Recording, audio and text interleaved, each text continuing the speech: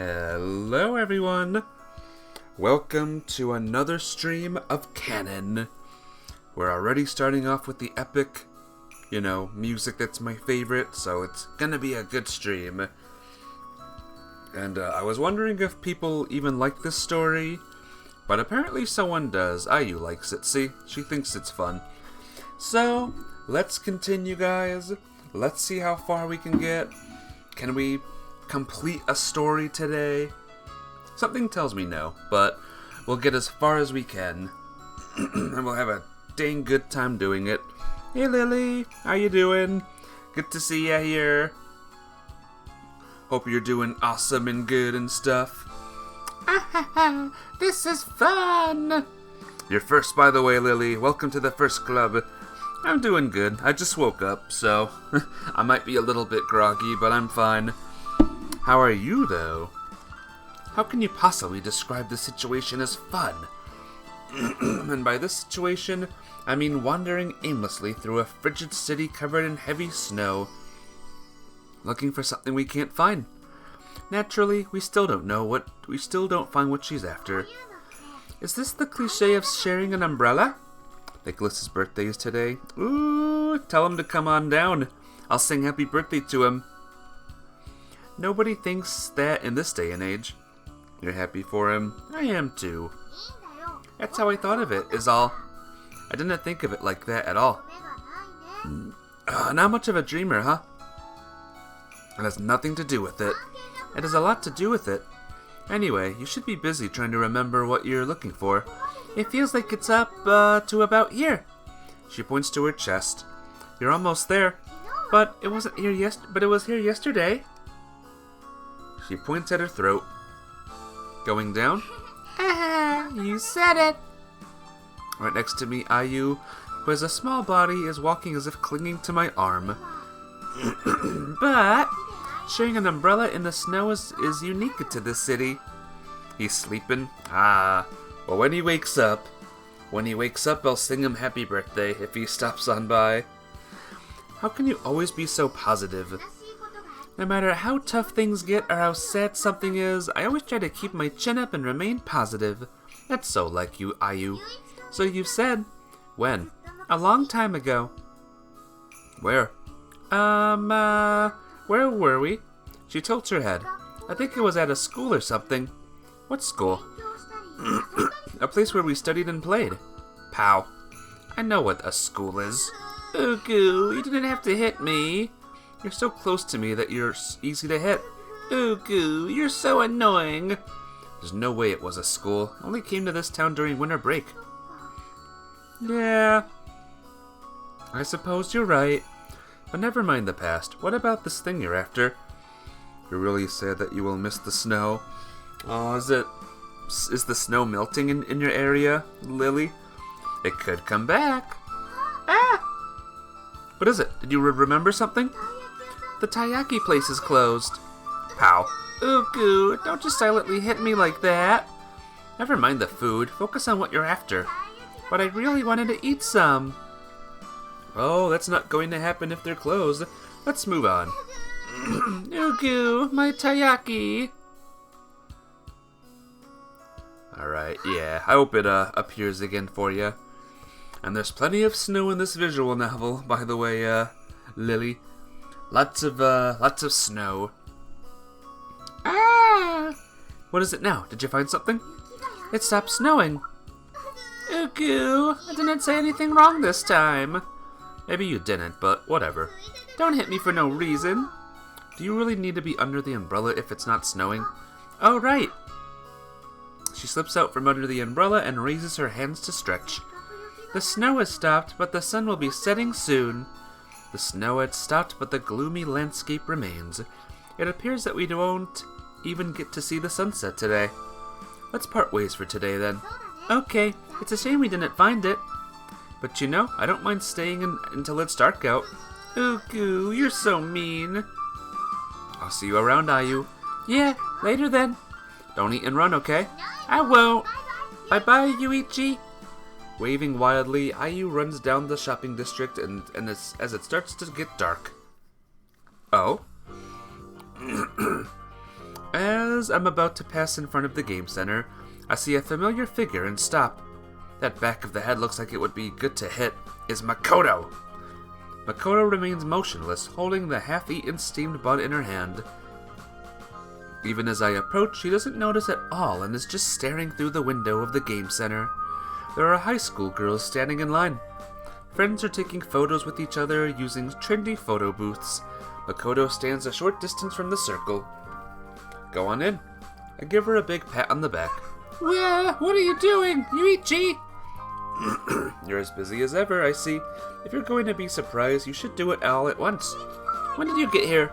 A while ago, but I couldn't get your attention. So, what do you want? Can you be mod for once? No, I don't need a mod right now, Lily. I currently do not need a mod. I have a perfectly good one right now. But if one ever opens up, or if I ever need a new one, I'll consider ya. I don't know why she's so upset about, but she's shaking the meat bun in her hand in a panic. Stop that. The meat will go flying. Uh-oh. Makoto remembers the now cold meat bun and brings it to her mouth.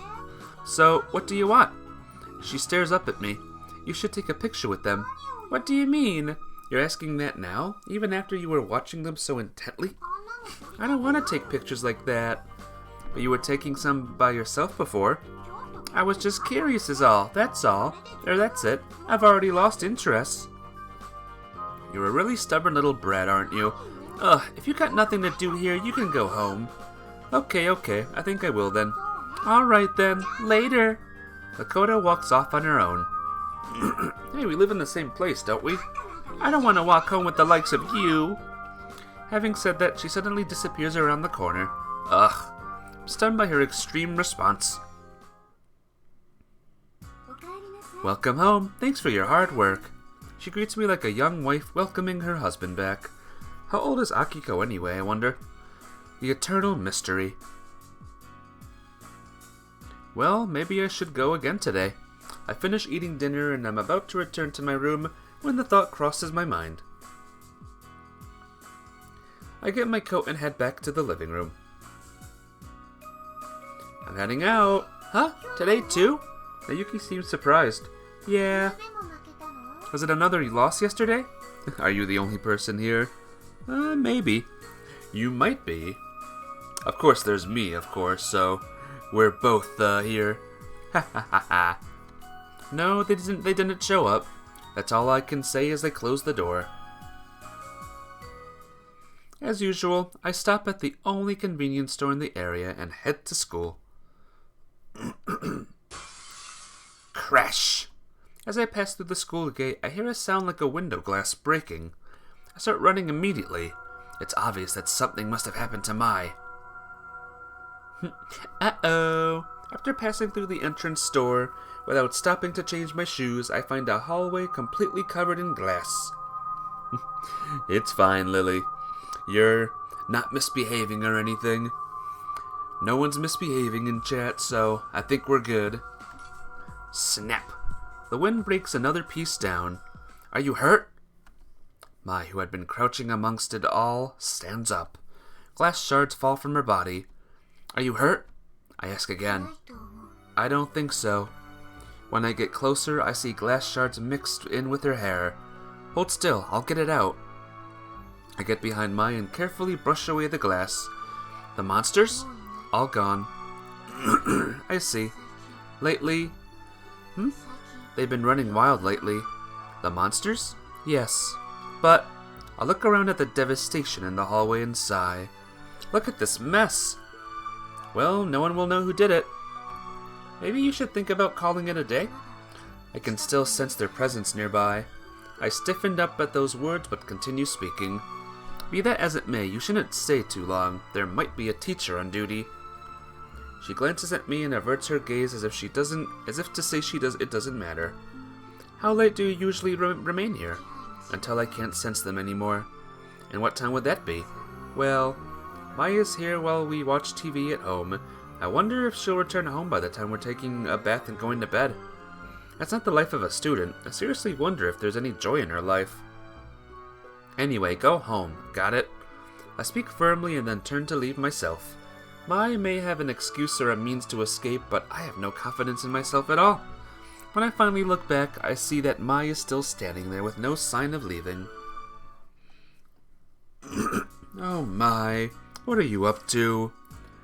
When I return home, I hear loud laughter coming from the living room.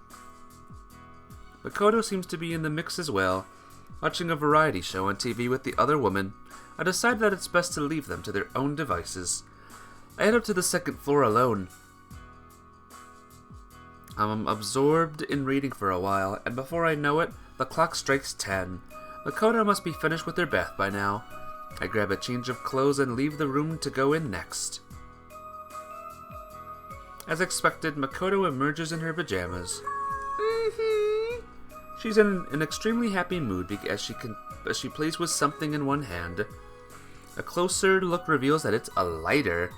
You're gonna lurk? Alrighty. I'll see you. I'll talk to you again soon. Remember, when Nicholas wakes up, make sure to tell him to come here. Then I can surprise him with the happy birthday song. Closer look reveals that it's a lighter. Confiscated. I grab her hand and the lighter with it. Hey, what gives? I got Akiko's permission to borrow it. What do you need it for? You're not smoking, are you? Who would ever want to smoke? I'm not letting your hand go until you tell me. I can use it however I want. She shakes her hand free and runs toward the stairs before disappearing into her room. But it's part of another prank. She's just digging her own grave again. After I take a bath, I watch TV in the living room. Yuki and Akiko head to bed in turn. I think it's a waste on their part, since this is easily the most interesting time of day. I continue to watch TV alone, and by the time I return to my room, it's almost 2 o'clock in the morning. I turn off the lights and go to sleep. Creak, creak. Creak, creak. It's sound again. The usual suspect at the usual time. Was she waiting for me to fall asleep? Clatter creak. The door to the room opens. She's giggling yet again. She's probably got the lighter with her, so I have to stay alert. I brace myself under the blanket so that I can leap up at any time. There's no sign of Makoto entering the room. Where did it go? She leaves the door ajar and seems to be fiddling with something. There it is. I can't tell where she is because she keeps speaking. There's a hissing sound and sparks fly in the darkness.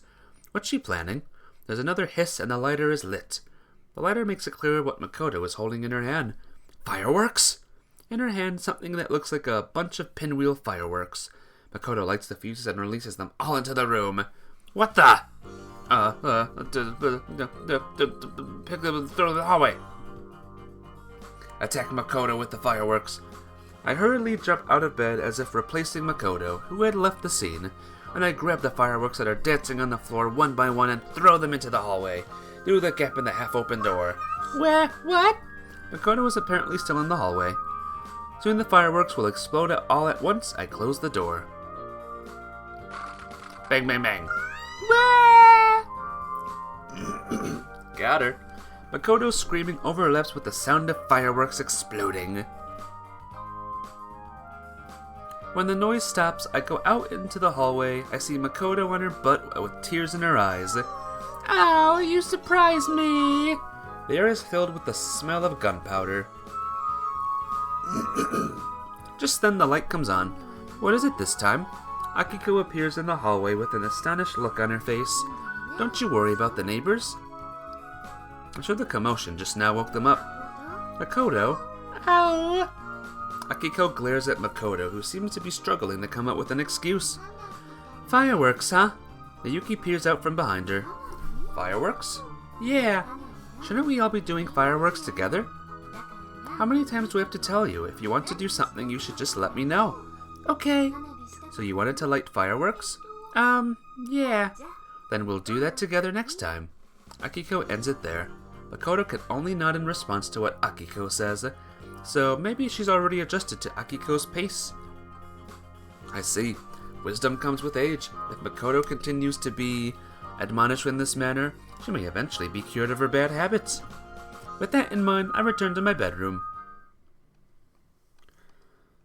Makoto crazy, guys. Oh my gosh.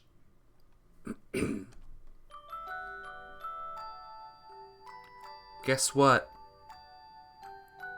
A dream. That's what. I'm dreaming. I hear noises. From far away and close by. Like ripples, the noise keeps coming constantly. The noise of busy adults walking. Nobody notices the little figure sitting on the bench.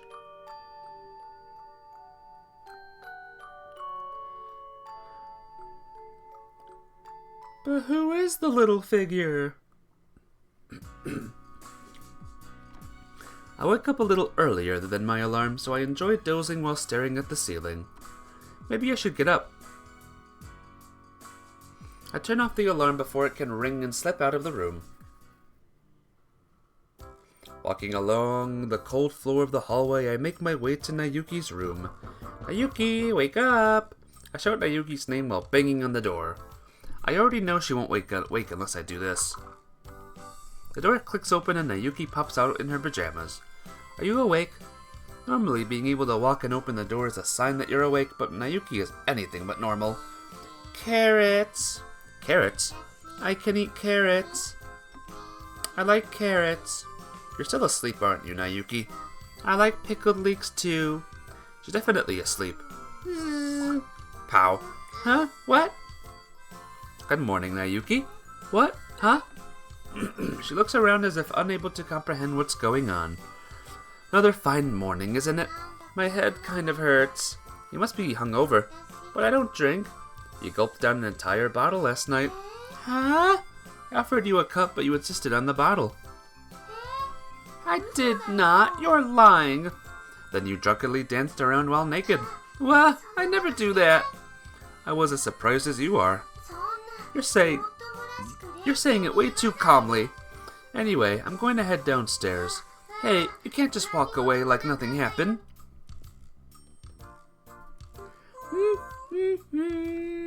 Makoto hums as she casually walks past me. She's acting like she doesn't feel like the slightest bit of guilt after all she did last night.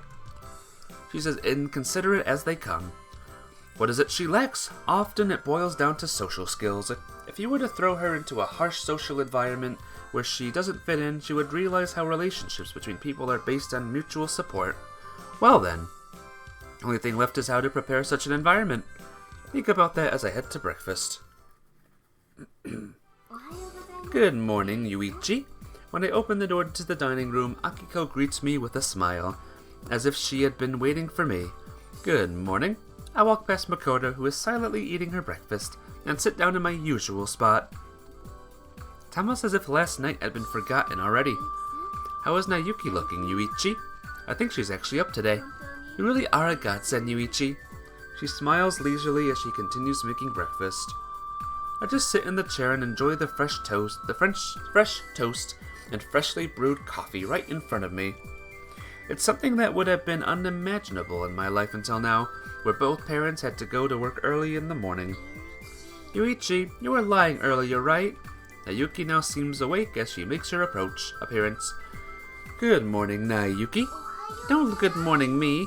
Is your hangover any better? Hangover? What's nothing? Coffee or tea, Nayuki? Huh? Oh, coffee. Hold on a second. Akiko really does do things at her own pace. Or maybe she can just see through all of my jokes. That's the feeling I get when I see her gentle smile. Yuichi, stop being so silly. I'm as serious as they come. Yeah, Yuichi, you're seriously strange is what you are. Looks like she sees through me as well. I go out into the hallway and put on my shoes while holding my bag. Wah! Don't flail around, Nayuki. But you pushed me. I was just putting on my shoes. So was I. The space isn't that small, but it's still hard for two people to put on shoes at the same time. We have plenty of time today, so there's no need to hurry. Every time you say that, it turns out that we don't have time. Today is different. So, what is the time? It's just after 8. Then we actually are fine for time. My body will break down if I don't have days like today from time to time. Today we can walk slowly and enjoy the beauty around us. You've got to be sick of the scenery by now. Not me. You can. I'm definitely sick of it. Liar. It's true. Did you by chance remember something from your past? No. I see. Why do you look so disappointed? I'm not disappointed at all. Is that right? Is your problem not mine, Yuichi? Having said that, she begins walking briskly. It's not like I've forgotten everything, you know. I chase after Nayuki angry at her lackadaisical attitude. A week has passed since I returned to this town of memories, and yet, I can't remember that snowy day. Ah! As we are walking along our usual route to school, Nayuki stops and lets out a small cry. Then she stares at the eaves of on the houses across the street. What is it? Are you asleep again? A cat! Huh? There's a cat over there. A brown cat is crouching down in the distance. Meow. It makes a sound reminiscent of a yawn. It's cute. Her cheeks turn red as she stares at it with an adoring look. It's cute. I want to hold it. A closer look reveals that Nayuki's eyes are a little moist. Nayuki's reaction is that of having just witnessed the cutest creature in the world. Meow. The cat in question, probably a stray, is carefree and enjoying the sun without worrying about Nayuki's reaction. There is nothing cute about that cat. You take that back. What's wrong with you, Yuichi? Nothing. I can't help but take a step back when I see Nayuki's angry look, a look she doesn't usually show, although it's still not all that different from her usual self. It's so cute. To me, it just looks like the kind of stray cat you'd find anywhere. I'm going to go to it. Don't you dare try to stop me, Yuichi. I don't intend to stop you, but hold on a second. A memory returns to me just then. I'm pretty sure that you're allergic to cats. I know, but it's just too cute to resist. Let it go. You won't be able to stop sneezing, just like back then. Here, kitty. Nayuki's moist eyes make it look like she's about to run into the stray cat at any moment. Well, she has to learn, so... It hurts a little to have to stop Nayuki, who is excited at the sight of the cat. Here, kitty. For some reason, it feels good to be able to describe Nayuki as excited. Here, kitty. Meow meow. Here, kitty. Meow meow. Which one is the animal? I'm a human. You don't look all that different right now. I do too. Ah! When I take my eyes off the cat for a moment, the cat in question disappears. Here, kitty. It's for the best, really. Here, kitty. Come on, we need to get going, Nayuki. Here, kitty. She reluctantly starts walking, looking regretfully at the place where the stray cat had been lying just a moment ago. Good on you for remembering that I'm allergic to cats. I had forgotten, but suddenly remembered. Once Nayuki brought a stray cat into her room and slept with it all night with tears streaming down her face. That was, exactly 7 years ago. That was the event that caused him to lose his memory. That was it. The winter when my memory came to an end. That's great. What is? Nayuki always says things out of context, so I often have to ask her to clarify. Do you remember the past? Sure, but all I remembered is that boring fact that you're allergic to cats. It's not boring at all. I really hate it. Loving cats but allergic to them? That certainly is a tragedy, I suppose. I want to have a cat, and I've tried so hard to go without. That reminds me, don't you like frogs too? Yeah. Why not have a pet frog then? No way, too slimy. Frogs are normally slimy. I think the fluffy kind are cute. Apparently she's a typical girl in that she doesn't like live frogs. Not that I care, but Makoto really hates the pajamas you made her wear. They're my best ones. Just like her everyday conversations, her hobbies also seem to be on a different trajectory from anyone else's. Ah, Yuichi, were you thinking something extremely rude just now? No. I don't believe you. Oh, right. Nayuki looks back at me suspiciously as I suddenly stop. Sorry, but you should go on ahead. What about you, Yuichi? I want to stop at the convenience store. We've got 10 minutes left. Nayuki looks at her watch. I'll be fine. I've been training daily for this. That's so rude of you to say. Anyway, I'll catch you later, Nayuki. Yeah, I'll see you in class. Now my preparations are in order. I put the things I bought into my bag and leave the convenience store. What preparations? You know, my preparations for Makoto. Who is Makoto? A self-professed amnesiac who is freeloading at her house. And what are you doing here? Eh? Who? You? Me? Don't just suddenly interrupt when I'm talking to myself. Oh, you were talking to yourself earlier? I thought you were talking to me. Why would I say my preparations are in order to you? Yeah, right? I thought it was a little strange too. Hey, Nicholas and Bonnie. Welcome to the stream, you two. How you doing? Nicholas, I heard it was your birthday today. Is that true? And how are you today, Bonnie? You should have thought it through a bit more. Ooh, goo, you're so hard on me. It's yours too. Is it actually, Bonnie? It isn't. Oh, you trickster. You tricky boy, you. Well, happy birthday, Nicholas. Do you want me to sing happy birthday to you at all? Or no, I'll leave it to you. Anyway, what are you doing here? I'm on my way to school. Then what's in the brown bag? Taiyaki! Happy birthday to you! Nicholas says no. Alrighty. It's available. Just to let you know. But happy birthday. Enjoy your new age goodly, okay? The answer I expected comes back more cheerfully than expected. There we go, Bonnie singing happy birthday to ya. Ain't that nice? See? This particular stall opens very early in the morning. So what's with all that taiyaki? I got it. I got it. You got it? From who? The guy who runs the food stall. The food stall? You mean that fool's food stall? Yeah, I don't know any other place to get taiyaki. Does that guy have a bad memory or something? Not at all. What do you mean by that? I went back and apologized. Oh, so you finally paid him back? Yeah, and then I apologized. A rare good deed of yours. I'm a good girl. A good girl wouldn't eat and run in the first place. Ooh, goo, I had no choice but to do that. I didn't have my wallet on me. So he actually forgave you. Yeah, and then he gave me these in the house. The old man is apparently as nice as he looks. Are you going live today, Bonnie, by the way? Are you going the live? First stream of the year? First stream! By the way, why are you wandering around the shopping district before school? Here to check up on you, because you got notified on Discord that you are live.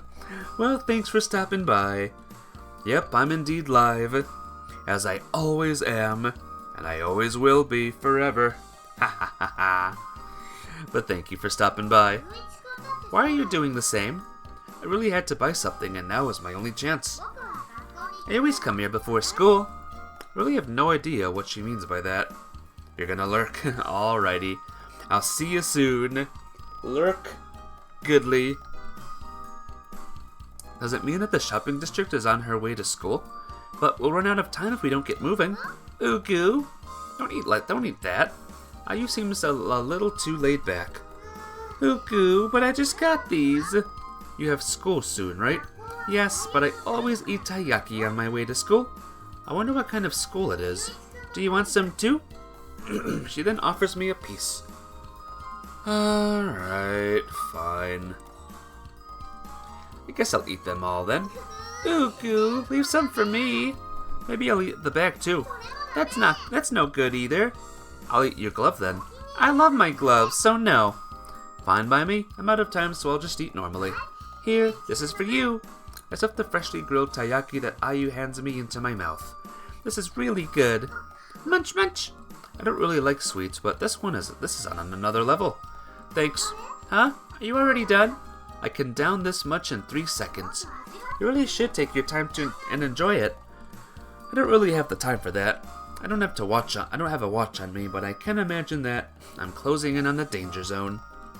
You should really hurry too, Ayu. Are you still eating? Munch, munch. You've been eating for a while now, but how many has it been? Munch, munch. 5. That's too much. Munch, munch, but they're delicious. But you really shouldn't eat that much in the morning. Well, I'm a growing girl. Growing? Where are you growing? Ooh, goo, I know I'm tiny. We should really get a move on, you know? Yeah, I suppose you're right. When I find a clock in front of a store and check the time, I realize that I barely have enough time even if I run. I'll be seeing you, Yuichi. Yeah, take care, but hurry. Bye-bye. She waves and runs off. She's much more energetic in the morning than Nayuki. Huh? I had barely entered the school grounds when I meet some of my classmates. Good morning, Aizawa. Is it just you today? No, Nayuki is hiding somewhere. I don't see her. That's because she's really well hidden. Why is she hiding? She enjoys it. This is my first time hearing of it. Well, despite what you may think, there are some things she enjoys that she keeps to herself. Don't lie to her. Oh, Nayuki, good morning. Good morning, Kaori. Oh wow, so you're actually here. I just arrived. Why are you later than me? Well, that is the face you make when someone asks you something you don't want to answer. Don't teach him that, Kaori. Was it the cat by chance? Oh, hear that? It's the bell. We have to hurry. Hasn't rung yet, but we're short on time, so we should really get moving. She finishes speaking and runs off. She just couldn't help but go after that cat again, huh? She becomes an entirely different person when a cat's involved. The bell is really about to ring. Yuki's voice echoes from afar. Immediately after it does, the sound of the bell echoes throughout the school. We're back in school, guys. Hell yeah. Woo! When the boring class begins, I pull a blank resume form out of my desk.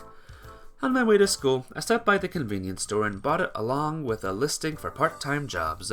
This is how I'll be able to give Makoto the social experience she needs. Start by creating the resume for submission.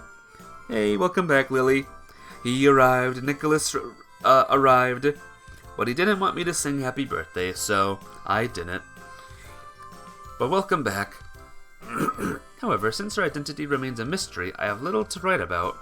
I can't really think of any special skills or hobbies that I can include. I finish writing and stretch a little. It seems stupid to be so excited about something like this, and even taking up class time to do it. But this is all for the sake of a more peaceful life going forward. Since I skipped the first half, I decided to devote myself to the rest of the class. At lunchtime, I immediately get up from my seat and head to the school cafeteria. Yeah, I know sometimes he doesn't want to make you sick. I don't think he'll be getting me sick. Don't you worry, Lily. Once there, I get 2 of the bread I like and a rice ball and head back up the stairs. I have so many plans each day, guys. Lunch with the 2 girls. School with the Mai at night. Spending time with Makoto. Ugh. Lunch with Mai and Sayori has become almost a daily routine at this point. While we met by way of a strange incident, I now get a degree of comfort out of my time with them. Sayori is a nice person, and Mai is interesting to talk to. Regardless of the nightly encounters, I dash up the stairs to the usual spot. But nobody's there. Did they go out onto the roof? Open the heavy iron door, which is rarely open during this season, and step out onto the rooftop where the gusts of wind blow. There's no sign of anyone. You know what I like about this game? I like that there's just a little space here for a nice picnic. I think that's nice and very chill. You get to look out the window, the door to the outside's there. It's great. And that's my compliment of the game. Sayori! Mai! I think that they might be somewhere out of sight, but I wonder what they could possibly be doing in such a cold weather. After waiting a while, I see no sign of them, so I go down the stairs and return to the classroom.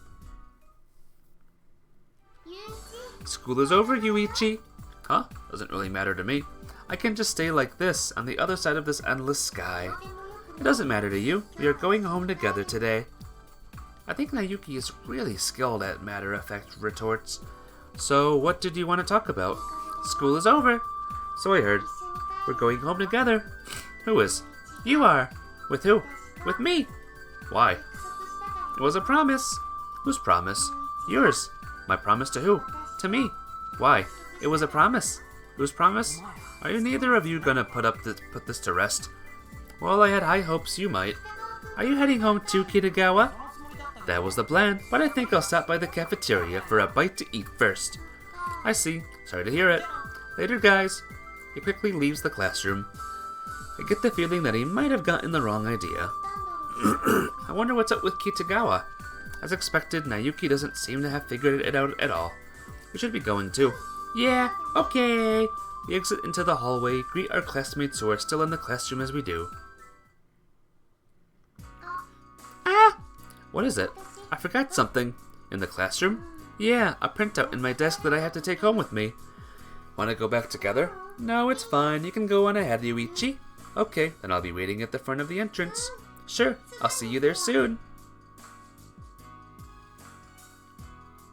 I part ways with Mayuki, who runs up the stairs, and I'm walking down the hallway. Alone, I see a familiar face ahead of me. I've never seen her alone before, so I'm not even sure it's her until I get closer. But it turns out that it is in fact Sayuri after all. Something wrong, Sayuri? Oh, it's you, Yuichi. Hello there. Are you waiting for Mai? Yes. Were you waiting at lunch? Yeah, a little, but it doesn't seem like you were going to show, so we headed back to class. Sorry about that. Are you okay? You don't seem like your usual cheerful self. Don't worry, Sayuri is totally fine. Ah! There's little doubt that she's only pretending. Where's Mai? When I ask her, her face instantly goes dark. The staff room. The staff room? What did she... I remember something right as I'm speaking. The broken window. Sayuri appears aware of it as she nods slightly. But how did they find out? Because it isn't the first time. Huh? Sayuri thinks it's been 3 times now. Actually, Sayuri is not really sure. But that's why the teachers and especially the student council has been keeping an eye on her. Mai is always the first one summoned whenever something like this happens. Indeed, from Mai's point of view, events like that of evening may be a daily occurrence. But Mai never denies anything. She just keeps on listening as the teachers scold her, then accepts whatever punishment they give her. What was the punishment last time? Suspension from school. When I heard those words, I'm more angry than shocked. Mai, what the hell are you doing? No matter what matter of false accusations come her way, she just stays silent and takes responsibility for it. It's just so easy to imagine her like that it drives me crazy. I'm gonna defense. I'll talk to them and tell them she didn't do it. I put my hand to the door of the staff room and propelled by my indignation. But how am I going to explain this? Will I be able to convince them that someone invisible did it? Will my defense save Mai? Doing something is better than doing nothing at all. Determined, I open the door. Mai is on the other side. She's about to leave the staff room. Mai. Without a word, she passes by me as I'm standing there. Hey, Mai. I grab her shoulder from behind. Were you suspended again? I'm fine. Hearing those words, I suddenly feel weak. Do you need something? Mai says that as she turns her attention to the door of the staff room that was left open. I came here to see you. Why? Ugh, it doesn't matter now. Mai, Yuichi was really worried about you. Sayuri steps in between us and says that, but I stop her with my hand. That's enough, Sayuri. Mai tilts her head slightly, not seeming to care about what we're trying to say. I'm tired. I'm going home. Ah, okay. Goodbye then. It's really cold, huh? Look at the snow that had piled up on the cobblestone walk with a sigh. As I shrink from the cold wind blowing between the buildings, I make up my mind and take a quick step forward. Aizawa! I heard a voice from behind me. I let go of the door and look back. Are you going home now too, Aizawa? Oh, it's you, Kaori. Why do you seem so disappointed? It's not like all that many students at this school talk to you. Well, you've got me there. So how are you doing? Are you getting used to your new school? She asks as she squats down to change her shoes. Yeah. Is that all you have to say? I figured out what teachers are okay with me sleeping and those that are not. What's with all the humps? I think they speak for themselves. No, they don't, and that's why I'm asking. Does Nayuki have club again today? No, we were just leaving together. I see. What's with all the muttering under your breath? I think it speaks for itself. No, it really doesn't. See you around, Aizawa. Yep, see you later. In the end, she passes through the school gate and leaves without saying another word. I don't get her at all. I'm suspicious of Kaori's attitude toward me, but she's already gone before I can inquire any further. Sorry to keep you waiting. She must have been running because she's breathed a bit heavily. Let's head to the shopping district. Okay. Yuki nods as we leave the school behind. Sometimes it's nice for us to walk slowly, because we're usually running, right? Well, I like running, you know? I've noticed. The shopping district after school. Many shops are closed on Thursdays, making the shopping district feel a little lonelier than usual. Yuichi, do you like the shopping district, don't you? Well, I don't dislike it, but I wouldn't go as so far to say I like it.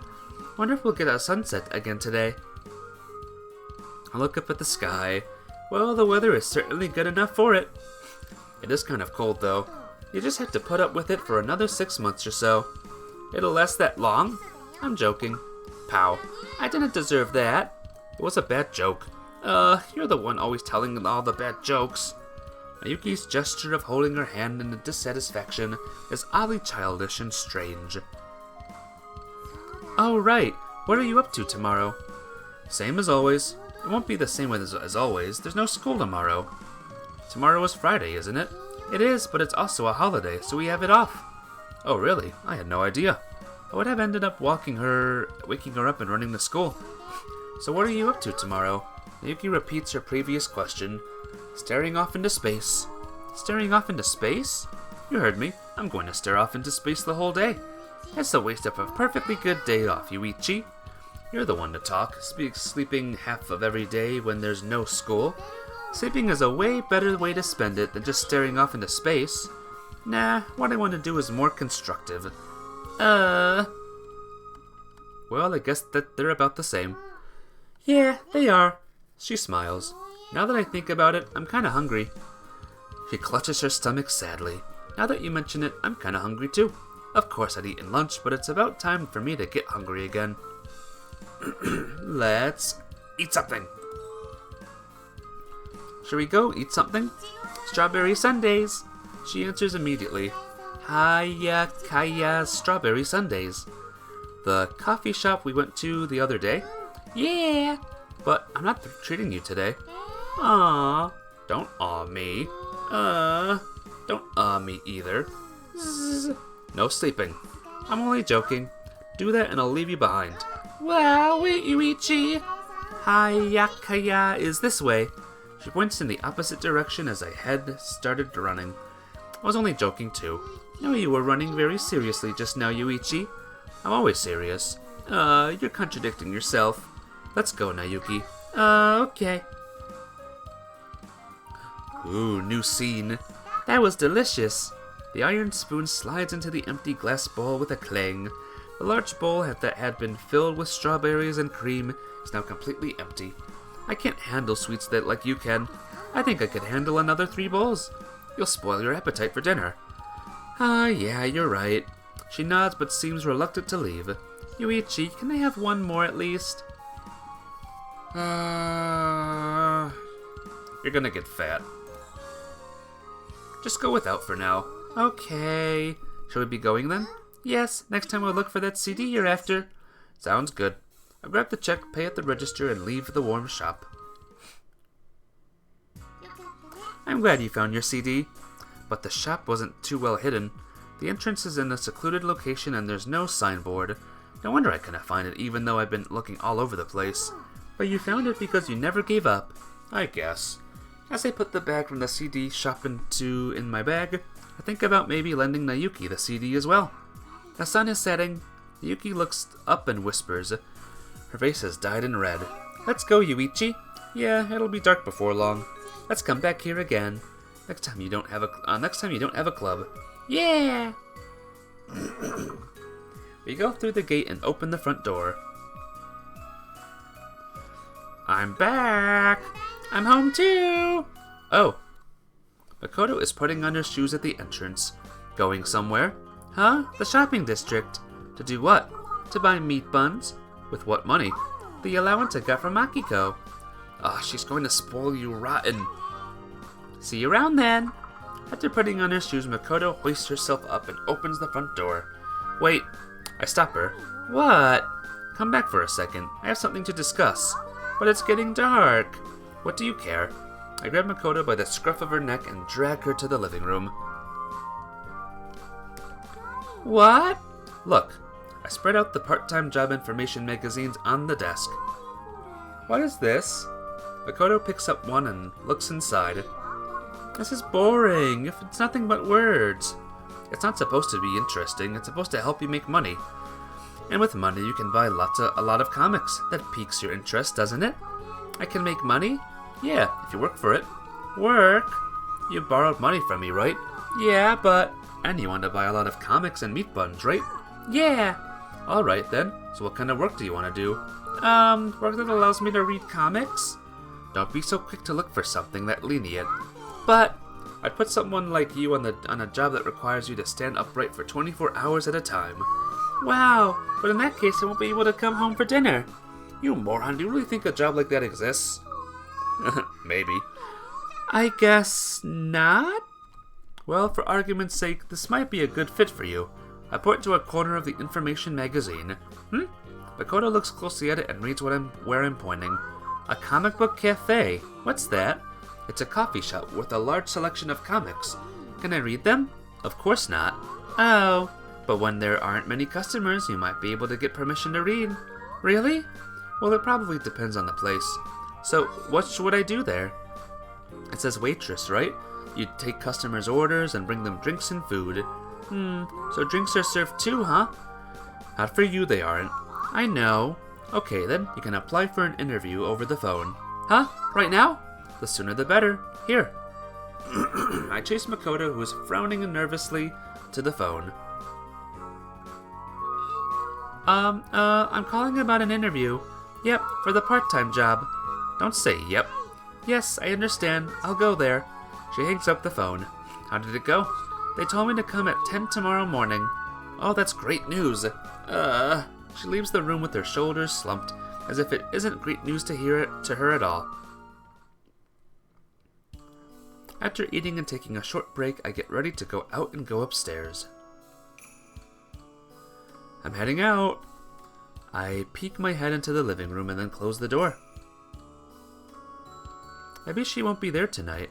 Or maybe it'd be better if she wasn't. If she is there, I'll have no idea what to say to that idiot. Really hope she's not there. She's finally learned her lesson, I think, and never visit the school at night again. But she truly is stupid. So you haven't learned your lesson, have you? I speak to Mai, who is standing at the end of the hallway. You're as stubborn as they come. I want you to answer the questions I'm about to ask you. I decide to inquire into this foolishness. These monsters of yours, are there a lot of them? Yes or no? Yes. Do you have any real chance of winning? Will the day come when you finally won? Yes. I think about it for a while before making a decision. I'll stay with Mai. Okay, that's good. You're not reckless in your stubbornness, at least. This battle has an end, but it doesn't seem like she's endangering herself unnecessarily. In that case, I can let it go for now. Once everything is over, Mai can return to her normal life, so the day will come when she will return to a peaceful school life. I decide to stick with her until then. Mai had her usual expression on her face, completely oblivious to my newfound determination. Alright, let's have dinner then.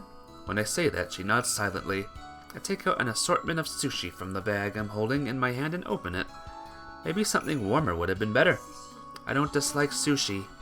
I see, I'm glad to hear it. It's still a convenience store product though, so I can't guarantee the taste. Which do you want? Fatty tuna. You think they have that at the convenience stores? Make do with minced tuna. She silently accepts the food I offer her, stuffs it in her mouth, and chews on it while nodding. Doesn't look like she has any issues with the taste. It's quiet today, huh?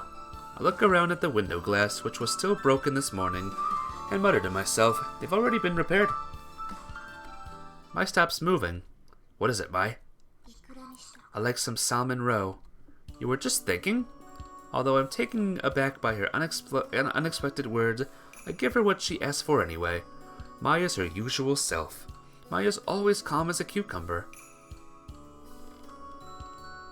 I'm back! Wait, okay. I say this greeting in a voice that is barely audible as I pass by the living room. I return to my room, trying to suppress the sound of my footsteps. After all, it's bad form for me to be out and about every night.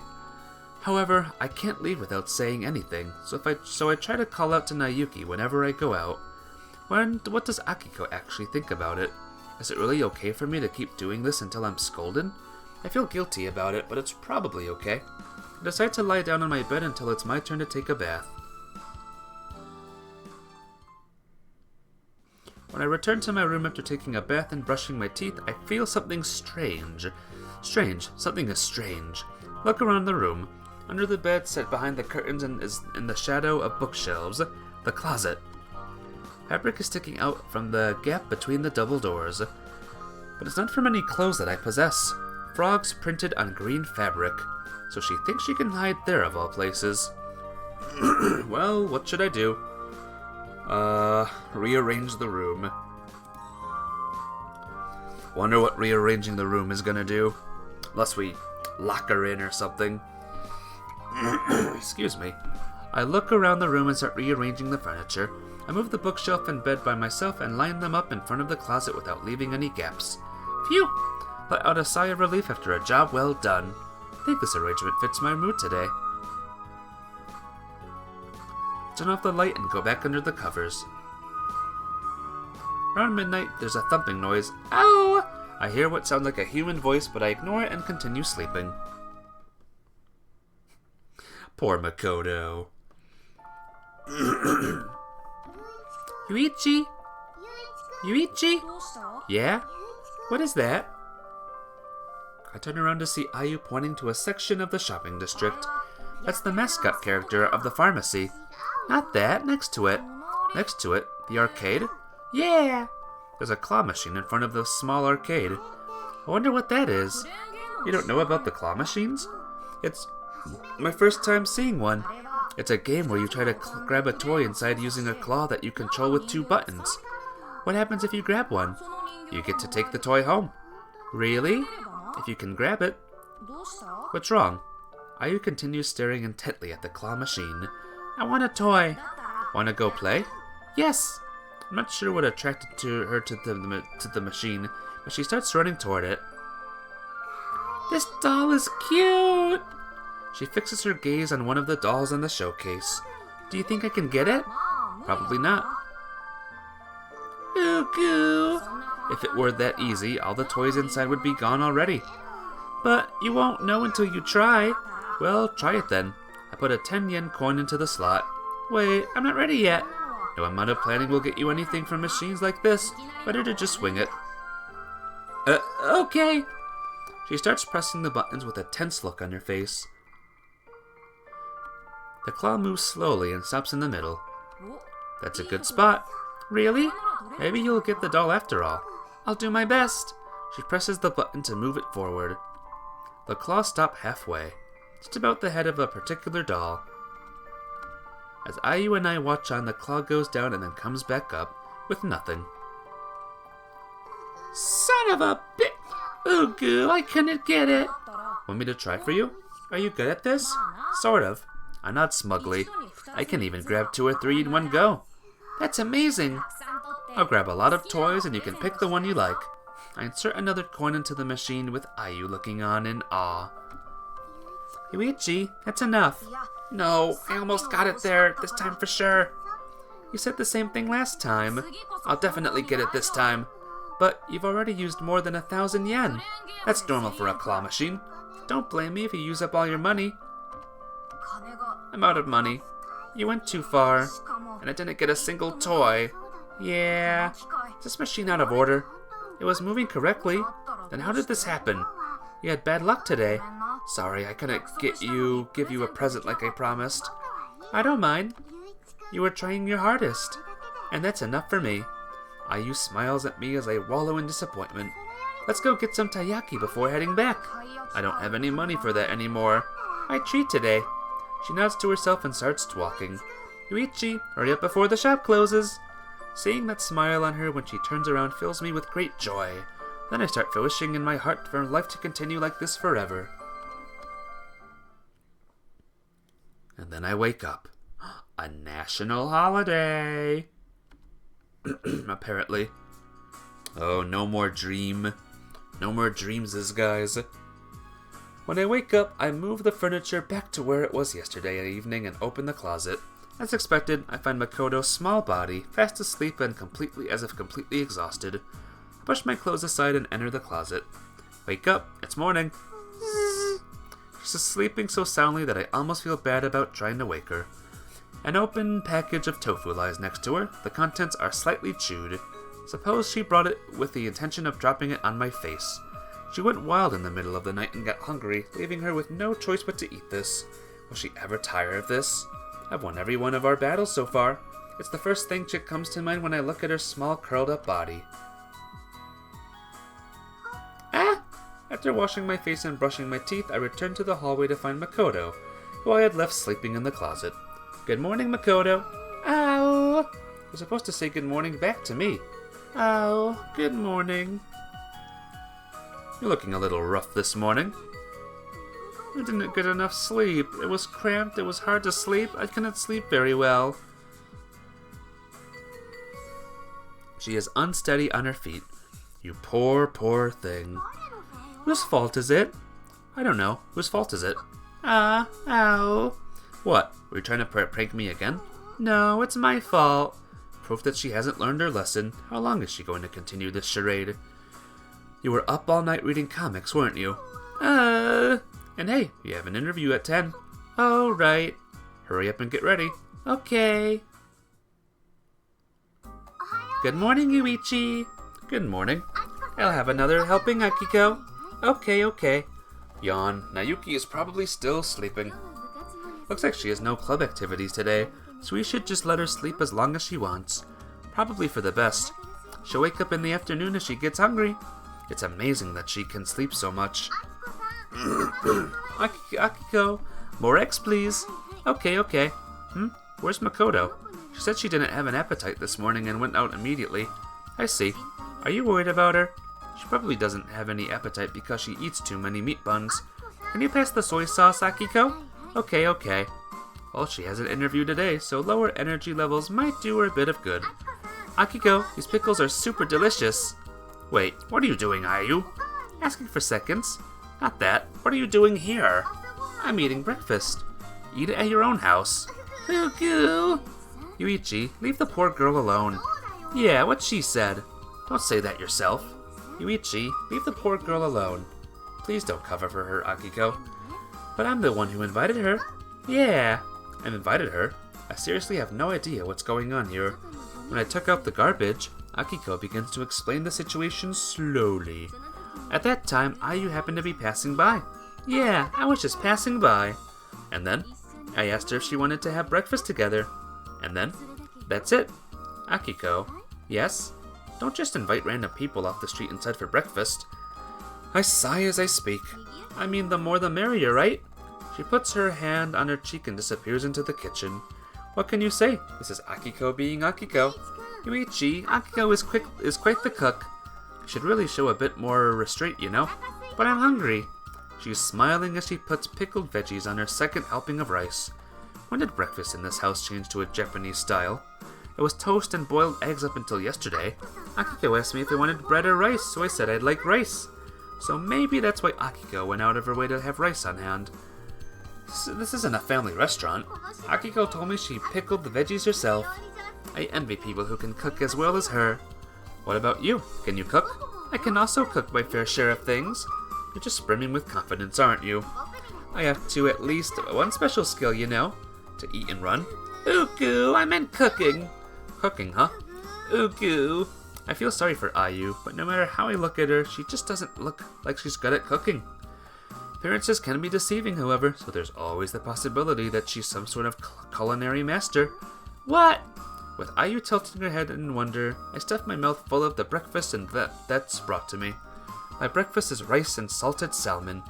I can't deny that Akiko's Japanese fare is also quite exquisite. Someday, I'll make a dish that'll blow your socks off, Yuichi. But I do wonder if it'll really be possible for me to eat Ayu's cooking in the future. Maybe. Yeah, when that happens, I'll just eat and decide for myself. You're definitely going to regret making fun of me so much when you do. She declares this confidently and smiles fearlessly. By the way, what is your best recipe? Cookies! That's surprisingly girly of you. I have some doubts about whether cookies count in this instance. But for now, I won't even go there. I mean, I am a girl after all. Because of the hairband, right? I'm a girl without one. Really? If you took off your headband and cut your hair short, don't you think people would mistake you for an elementary schoolboy? When I think about it after saying it, I can't help but be convinced myself. Uku, not an elementary school. I know I'm small, but I'm the same age as you, Yuichi. This really seems to be getting under her skin. Guess it might be better to be smaller than to be, say, over 3 meters tall. I don't really get why you're using such an extreme example. She got me there. Anyway, looking forward to your cooking. That's just to remind her I stuffed my face full of the breakfast Akiko had made for me. Ayu, what are you going to do today? After eating breakfast, I accompany Ayu to the front of the house to see her off as she heads home. I'm heading to the shopping district.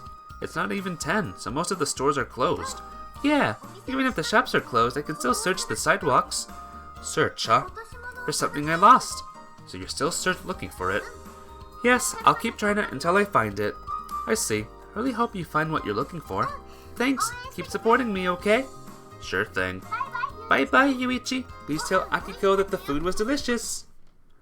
Today is my day off, so I thought I could maybe search with her too. But before I can say a word, Ayu disappears. Alright, quick drink from me.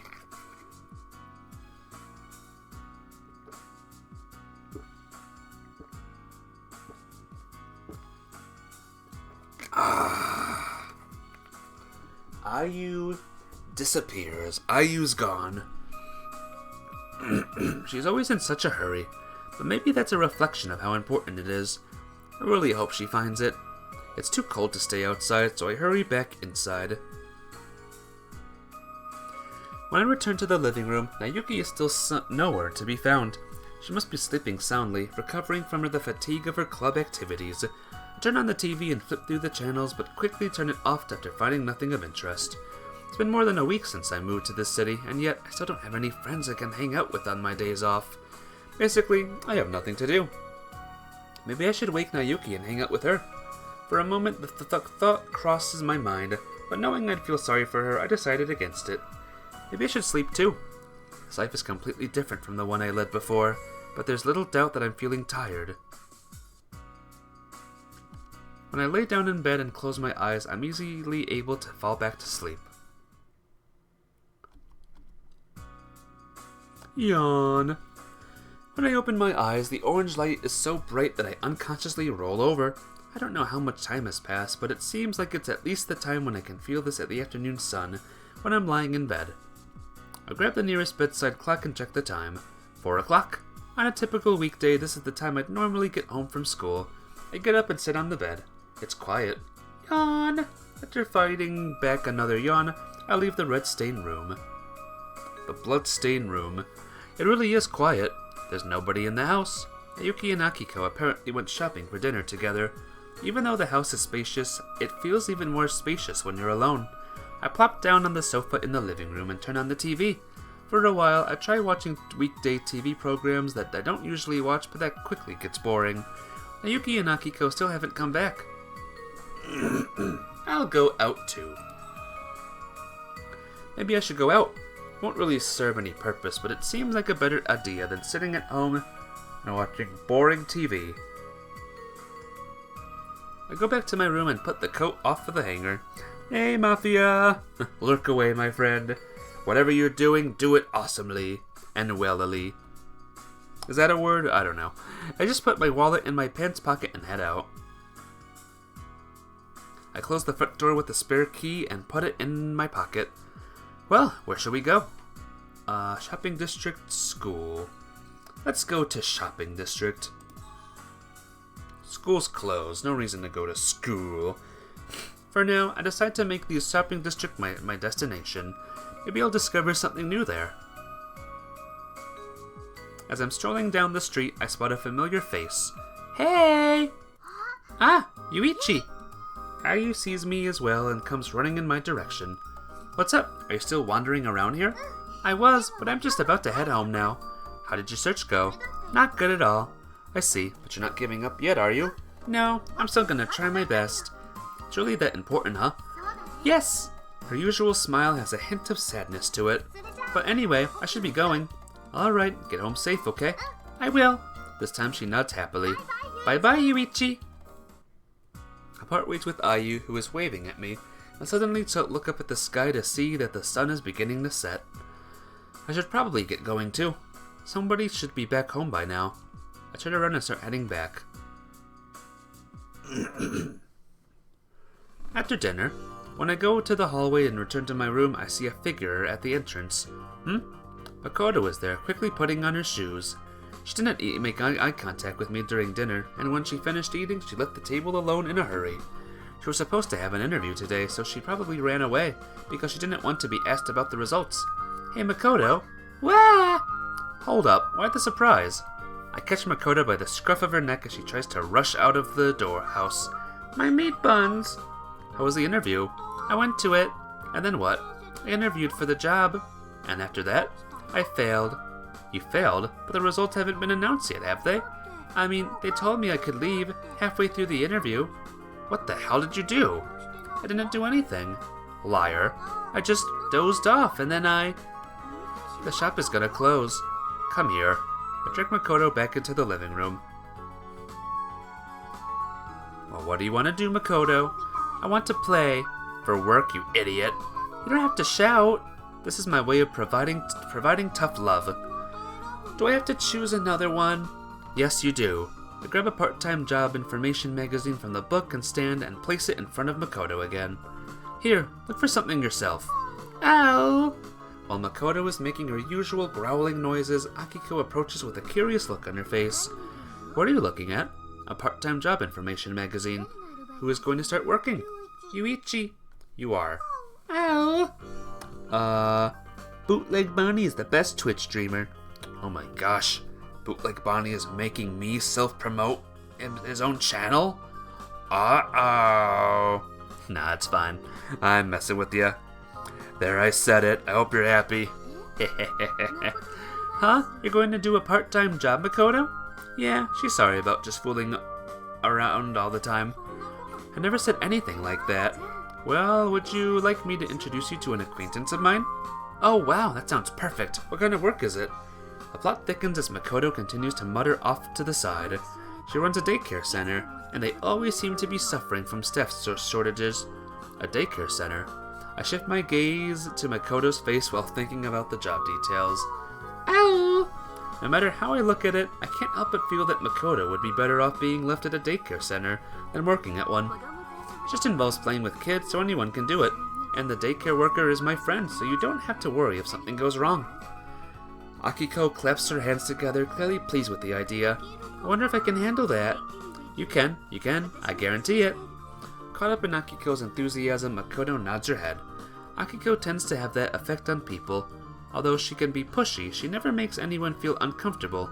The way she speaks never fails to diffuse the situation. Maybe it's because of her age, but I can't help but think that if I can somehow get her to her level, Makoto won't make fun of me anymore. Akiko contacts her acquaintance that evening and arranges it so that Makoto will already be helping her at the daycare from tomorrow. There's no need for her to interview. Wish that was that easy in real life, huh? Kids. Though thoroughly convinced by Akiko, she still sighs uneasily from start to finish.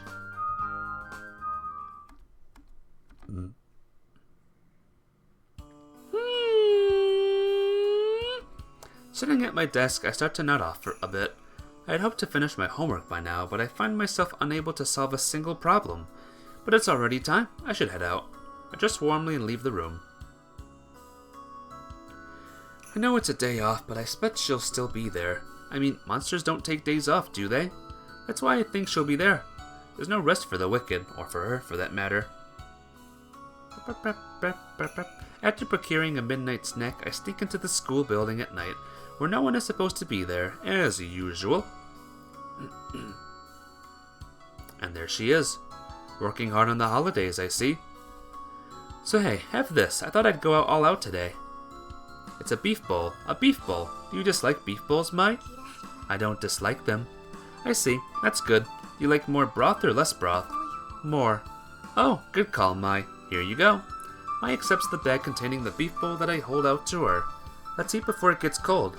I take my bag, sit down, and lean up against the wall. But Mai stays standing. What is it? Open the lid. She really doesn't want to let go of her sword. Because her one hand is occupied, I open the lid for her. Here. Mai takes the beef bowl into her free hand. So what are you going to do? Hold this. After handing me the beef bowl again, Mai takes out a disposable chopsticks from her bag, breaks them open, and holds them in her hand. Now what? Beef bowl. How are we going to do this? Hold the chopsticks. I exchange the chopsticks she's holding with the beef bowl. What do I do with these? Mai looks at the beef bowl and then the disposable chopsticks I have in turn. She can't hold a beef bowl and chopsticks at the same time. I'll just drink it. The problem would be solved if you just put down your sword. You can't even hear her opponent's footsteps. I suppose she can't win unless she's constantly on the ready. I start to wonder if I'm the one who's crazy for bringing food to a place like this.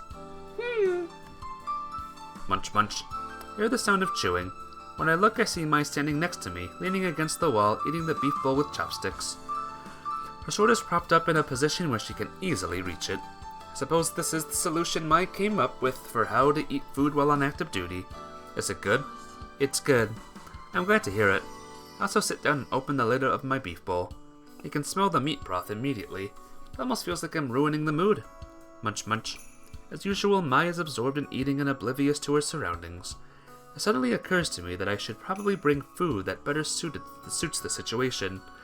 Something like a hamburger or a corn dog that you can get away with eating with one hand while standing up would do the trick. Do you like fast food, Mai? Munch munch. I like Japanese food better. I see, so be it then. It's nothing.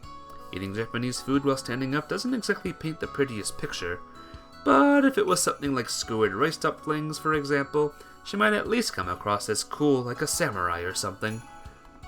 Munch munch. Creak. I hear a faint sound. Beef bowl, please. Mai lets go of the beef bowl.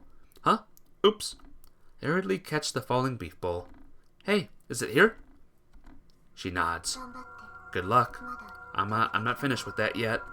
Wait, are you implying that I risk life and limb to protect this beef bowl? Tap. She disappears without answering. Maybe now would be a good time to run. I grab the two beef bowls and run in the opposite direction of Mai. When I reach the stairs, I go up to the landing and lean against the wall as I calm my breath. It's quiet. Wonder if Mai is fighting. I look down at the cooling beef bowls and wait. Knock. I hear a faint sound. I can't decide whether the sound is natural or the sound they make, but it reminds me of something. These monsters, there are more than one of them. Even if Mai is chasing one of them, the rest would still be able to attack me. Crack, crack. The ceiling on the first floor right in front of me makes a noise. It's like something is hanging down from above. I'm scared stiff. Perhaps whatever it is hasn't noticed me yet. It feels like I'll be attacked for sure if I move. Or maybe I'd be better off abandoning the beef balls and running for my life while I still can? I want beef balls, because beef balls are good and we don't waste food. Alright, guys? We don't waste food. I quickly run up the stairs, still holding the beef bowls. As I ascend the stairs, I feel a push on my back. I twist around and as if shaken by the force of it. There's a low thud, and the wall in front of me shakes as if an earthquake is occurring. It strikes me to the very core. It appears that I was able to dodge it somehow, but if I'd been even a second too late, the pressure probably would have hit me squarely. I force my stiff body to begin running down the long hallway. The floor makes a creaking sound as it tries to catch up with me. Out of breath, I'm no longer confident I can shake it. I need to reunite with Mai. Having made that decision, I reach the end of the hall and run down the stairs. As I jump down the last 10 steps, the beef bowls in my hand bounce and fall from my hands, but I couldn't care less about that now. Mai! I look for Mai on the first floor. I find her at the end of the other side. The hand not holding the sword rises, her fingers move in an inviting manner. I can't tell if she's signaling me to come or doing something else, but whatever the case, I'm in no position to remain idle. I run toward Mai. Mai lowers her body and assumes a hunched posture. The urge to crawl across the floor caresses my calves. I run past Mai as fast as I can. The moment I pass her, she steps forward and swings her sword. Slash! When I sit up from where I landed in my mad leap to the floor, I turn around to see my sword swinging through the empty air. Did you kill it? It's not until I start talking that I realize how dry my throat is. No. Mai lowers her sword. It disappeared. So you're saying it fled? Mai nods. I see. For me in this moment, it doesn't matter whether it died or fled. I just need to calm down for now. I take a deep breath. I'm just glad we're both safe. Mai doesn't nod and simply stares at me. What is it? I suddenly remember. The beef bowls. Mai nods enthusiastically. That's your primary concern at a time like this? Look, they're scattered about over there. Mai looks slightly disappointed as she looks back to where I'm pointing. You better not be wishing that the beef bowls survived instead of me. I'm not. But you had to think about it just now. No, I didn't. And you were thinking about it for a long time too. Well, whatever. I'll just buy some more. Hey, Ravens, or I am thing, how you doing? Welcome to the stream. What do we have here? This is Kanon. Kanon the visual novel. It's really good. Really exciting story. And I'm glad to play it for you guys. But how are you today, your Ravens thing? Ravens thing, that's the name. But how have you been? But never mind that for now. Need to clean that up. I go off in search of cleaning supplies. You're good? Heck yeah, that's what I like to hear. Keep being good, alright? When I return, Mai is gone and the first floor hallway is deserted. When I return to my room, I realize that it's already around 10 o'clock. Recently blocked Tiger Dude. Why? What did he do? I leave my room to go take a bath. Oh, it's cold. My body feels like it's frozen down to the core. Nothing beats a hot bath at a time like this. Makoto is just coming out of the bathroom as I approach. Her cheeks are flushed as if she just finished taking a bath. What, already done? But I was just about to go in. When I say that, she lets out a chuckle as if she's just remembered something. You can be kind of creepy, you know? That bath was really nice. Maybe you should get in before it gets cold. Goes without saying that I'm about going to do just that. Walk past her and into the bathroom. As I take my clothes off in the changing area, I get a slight whiff of what smells like miso. Maybe Akiko is busy making miso soup at the moment? As I ponder that, I open the door to the bath. I stand dumbfounded at the unexpected and bizarre sight. The water in the bathtub, which is supposed to be clear, has been turned into a dark brown miso soup. Makoto! I wrap a towel around my waist and shout into the hallway. Get down here, Makoto! They continue shouting. What's the matter, Yuichi? Akiko and Nayuki come to me, having heard my shouting. Miso soup! We all gasp at the smell that fills the area. Yes, what is it? Finally, Makoto appears looking happy. Makoto! Huh? What are you going to do about all this miso soup you made? Pow! Ow! Ow! What a mess this is. Akiko looks into the bathtub and lets out an exasperated voice. What? The bathtub is full of miso soup! Who would do such a thing? It could only be you. Pow. Ow! Prove it! Do you think that Nayuki, Akiko, or I would do anything this stupid? I wouldn't do it either. How could it be anything other than one of your silly pranks? It's one thing that if it's just me, but did you ever stop to consider how this will affect others? Ow! Did you use the whole bag? You do know that we won't have any for ourselves now, right? You really should think twice about wasting food like this. Okay. After Akiko puts her foot down, Makoto loses the courage to lie about it any longer. Her courage really isn't all that she tries to make it out to be. But what are we going to do about this mess? I look down at it from behind Nayuki as she tries stirring it. Should we just drink it from here for the next month or so? I'm sleepy. Nayuki appears to be the only one with something else on her mind. I guess we've got no choice but to let it go down the drain. I pull the chain and the stopper with it. Don't waste food, guys. Never ever waste food. It's not cool. Refilling the bathtub with hot water was the right idea, but it doesn't remove the smell of miso soup, meaning that everyone who goes in after is going to have that stench on them. Everyone smells like miso. What's this game about? A person moves back to a town that he hasn't been to in 7 years and runs into strange girls. And he has to figure out like what these memories are, or what these lost memories are, as he tries to help every single problem with all the girls. Sounds boring? Okay, cool. To some people maybe, but not to me. Sorry, there's no shoot in this game. There's no guns or shooting. But maybe in the next game I play, huh? Ha ha ha. And it's all your fault. Pow! Ow! Ow, ow, ow, ow, ow, ow. When I return to my room after watching TV, I check to see if anyone else is around. There's nobody in the room but me. I guess she's tired of ambushing me after what happened in the evening. If I continue to break her down night after night like this, she might finally give up. Then again, there are countless ways you can play pranks on people. In other words, this feud could last a lifetime. I can't help but shudder when imagining it. Should probably get some sleep. Common sense makes me think that this won't last into adulthood. Not that it's likely I'll be living with her that long anyway. This is just a short-term living arrangement until we figure out who she is. Decide that I'll just have to be patient a little longer as I roll into bed.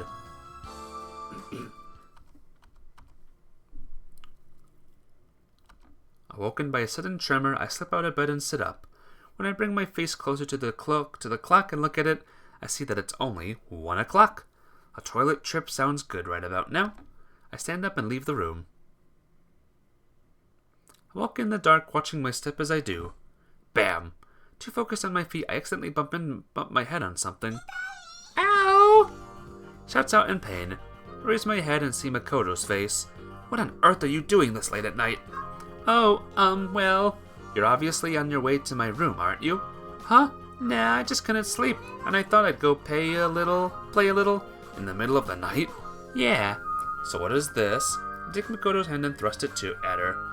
In her hand is a bag of Chinese noodles. Ow! I'm hungry, so I thought we should eat together. An obvious lie. She must have been planning to toss them on my face while I'm fast asleep.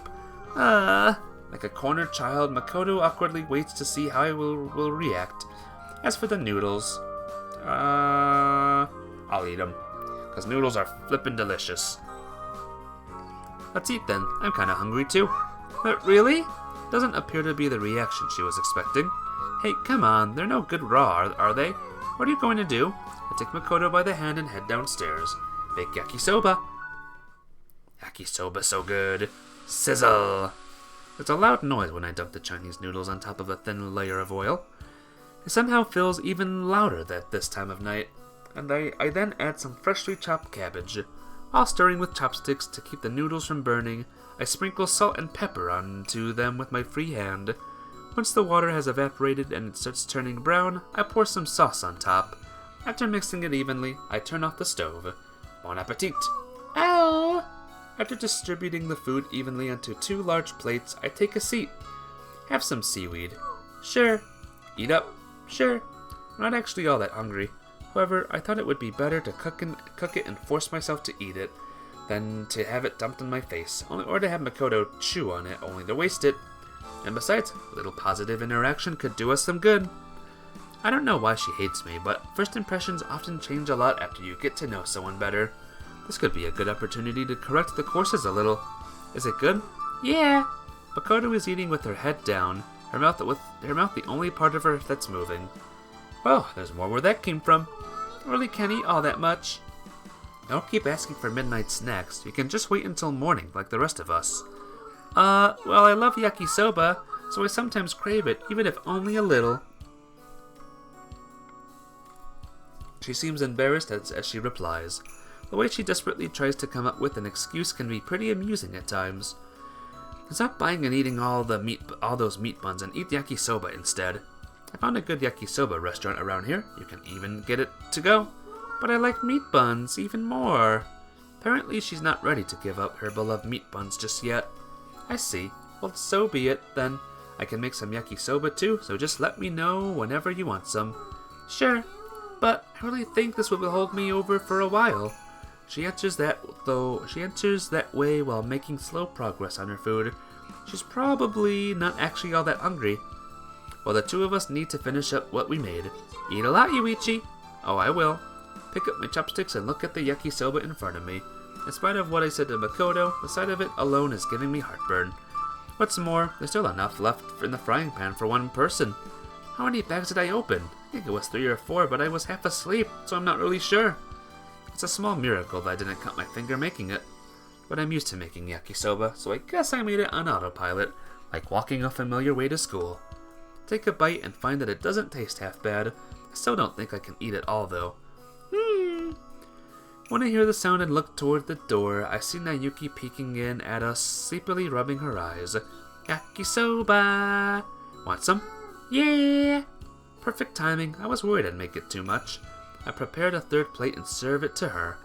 I'll get my mom too. Are you seriously going to wake her up at this hour just to ask if she wants yakisoba? Yeah! Hey, wait. Before I can stop her, Nayuki disappears into the darkness of the hallway. Again. This is so like her. How can you seriously wake your mom up at this hour to ask if she would like some yakisoba?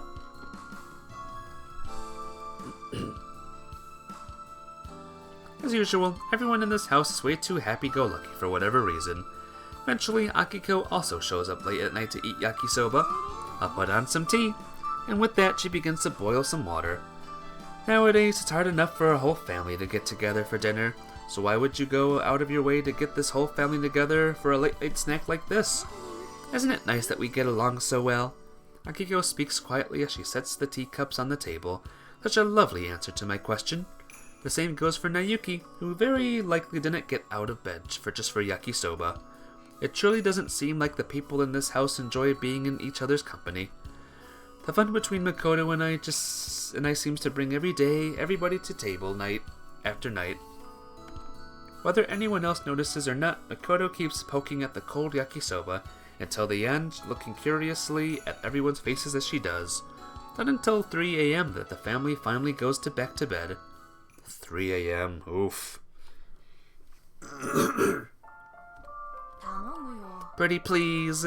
Doesn't matter how pretty your please is. Pretty please with the strawberry sundae on top. It's not about the strawberry sundaes either. Just 2,000 yen is enough. I don't have that much money. Everything you have then.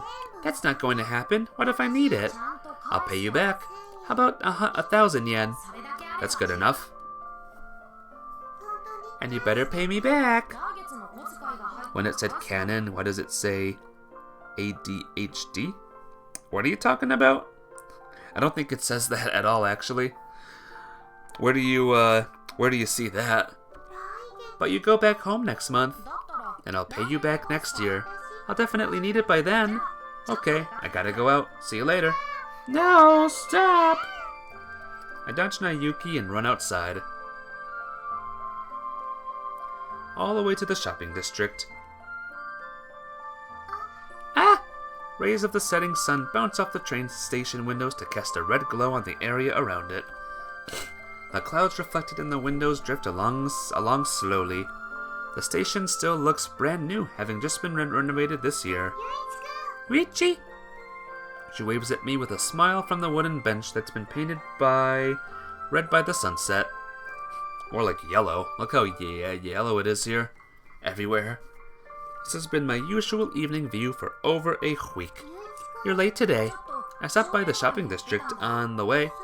You went there first? Yeah. Why? She tilts her head curiously. To get this. I brandished the little doll in the palm of my hand. It had white clothes and an equally white pair of wings. Above its head is a golden halo. An angel doll attached to a keychain. Oh, it's so cute! It says Kanon. Oh, it's one of those things. That's just what I put. That's just what I put, Ravens. At a revenge match yesterday. But, don't worry, I got it on my first try this time. Can I really have this? That's what I got it for. Wow, thank you, really. Told you it's a piece of cake. I'll cherish it. Forever and ever. There's no need to be so dramatic. Thank you, Yuichi. She holds the angel doll close to her carefully and beams with carefree abandon. I'm glad you're feeling better. Huh? Remember when we first met? You couldn't even answer my questions properly. I don't know what happened before we met, but you seem to have gotten over it. That's good. What's wrong? Yuichi? She glances up with a grave look on her face. I haven't gotten over it yet. And I think I'll never get over it. But I should be able to forget about it. That's why I'm grateful to you. I see. Yeah. She nods again. I walk around the shopping district again, with Ayu this time. The sun sets even further, and our shadows on the stone pavement grow longer. We keep walking around as if we're chasing our own shadows. Winter break's almost over. Yeah. We're going home soon. I have to go to school back home. Will you be coming again next year? Yeah, I'm sure I will. Can you promise? Yuichi? I take Ayu's hand and hook our pinky fingers together. Pinky swear. Then I let go. Ayu stares at her finger. She doesn't seem to understand what just happened. Now everything will be fine. You promise? Yeah, I promise. Okay. She nods, looking somewhat lonely. Remember that doll just now? Yes. It's actually not an ordinary doll. It's a mysterious doll that can grant its owner's wishes. I think I'm lying, right? Well, but it's true. Oh, really? However, it can only grant 3 wishes. 3. And you can't wish for more wishes. Oh, I thought not. Of course not. Spare the thought for the wish granter, why don't you? Who's the wish granter? Me. Of course. So you can't wish for something I can't give you either. Yeah. By the way, I'm super poor, okay? Now tell me, what's your wish? She holds the doll close with a cheerful smile and starts thinking hard. Well then, here's my first wish. Her expression is as serious as she continues. Please don't forget me. Remember me once in a while when winter break is over and you go back to your hometown. And, oh, even if it's something like I met this really strange girl in that snowy town, that's enough for me. That is my first wish. Is this wish possible? I told you, I'll grant you any wish I can do. I promise I'll never forget about you, Ayu, and that I'll definitely come back here. Let's have taiyuki together again when I'm back. Yeah! And that taiyuki will be an add-on bonus to the wish. Okay, it's a promise. 2 shadows draw closer. The white town turns red and darkness slowly sets in. We return to our homes still feeling the lingering warmth of each other's fingers.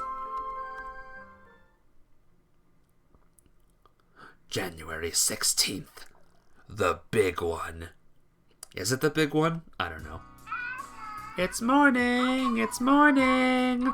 It's time to eat breakfast and go to school. Wake the up. I wake up in the morning to the sound of my alarm, which makes me feel weak.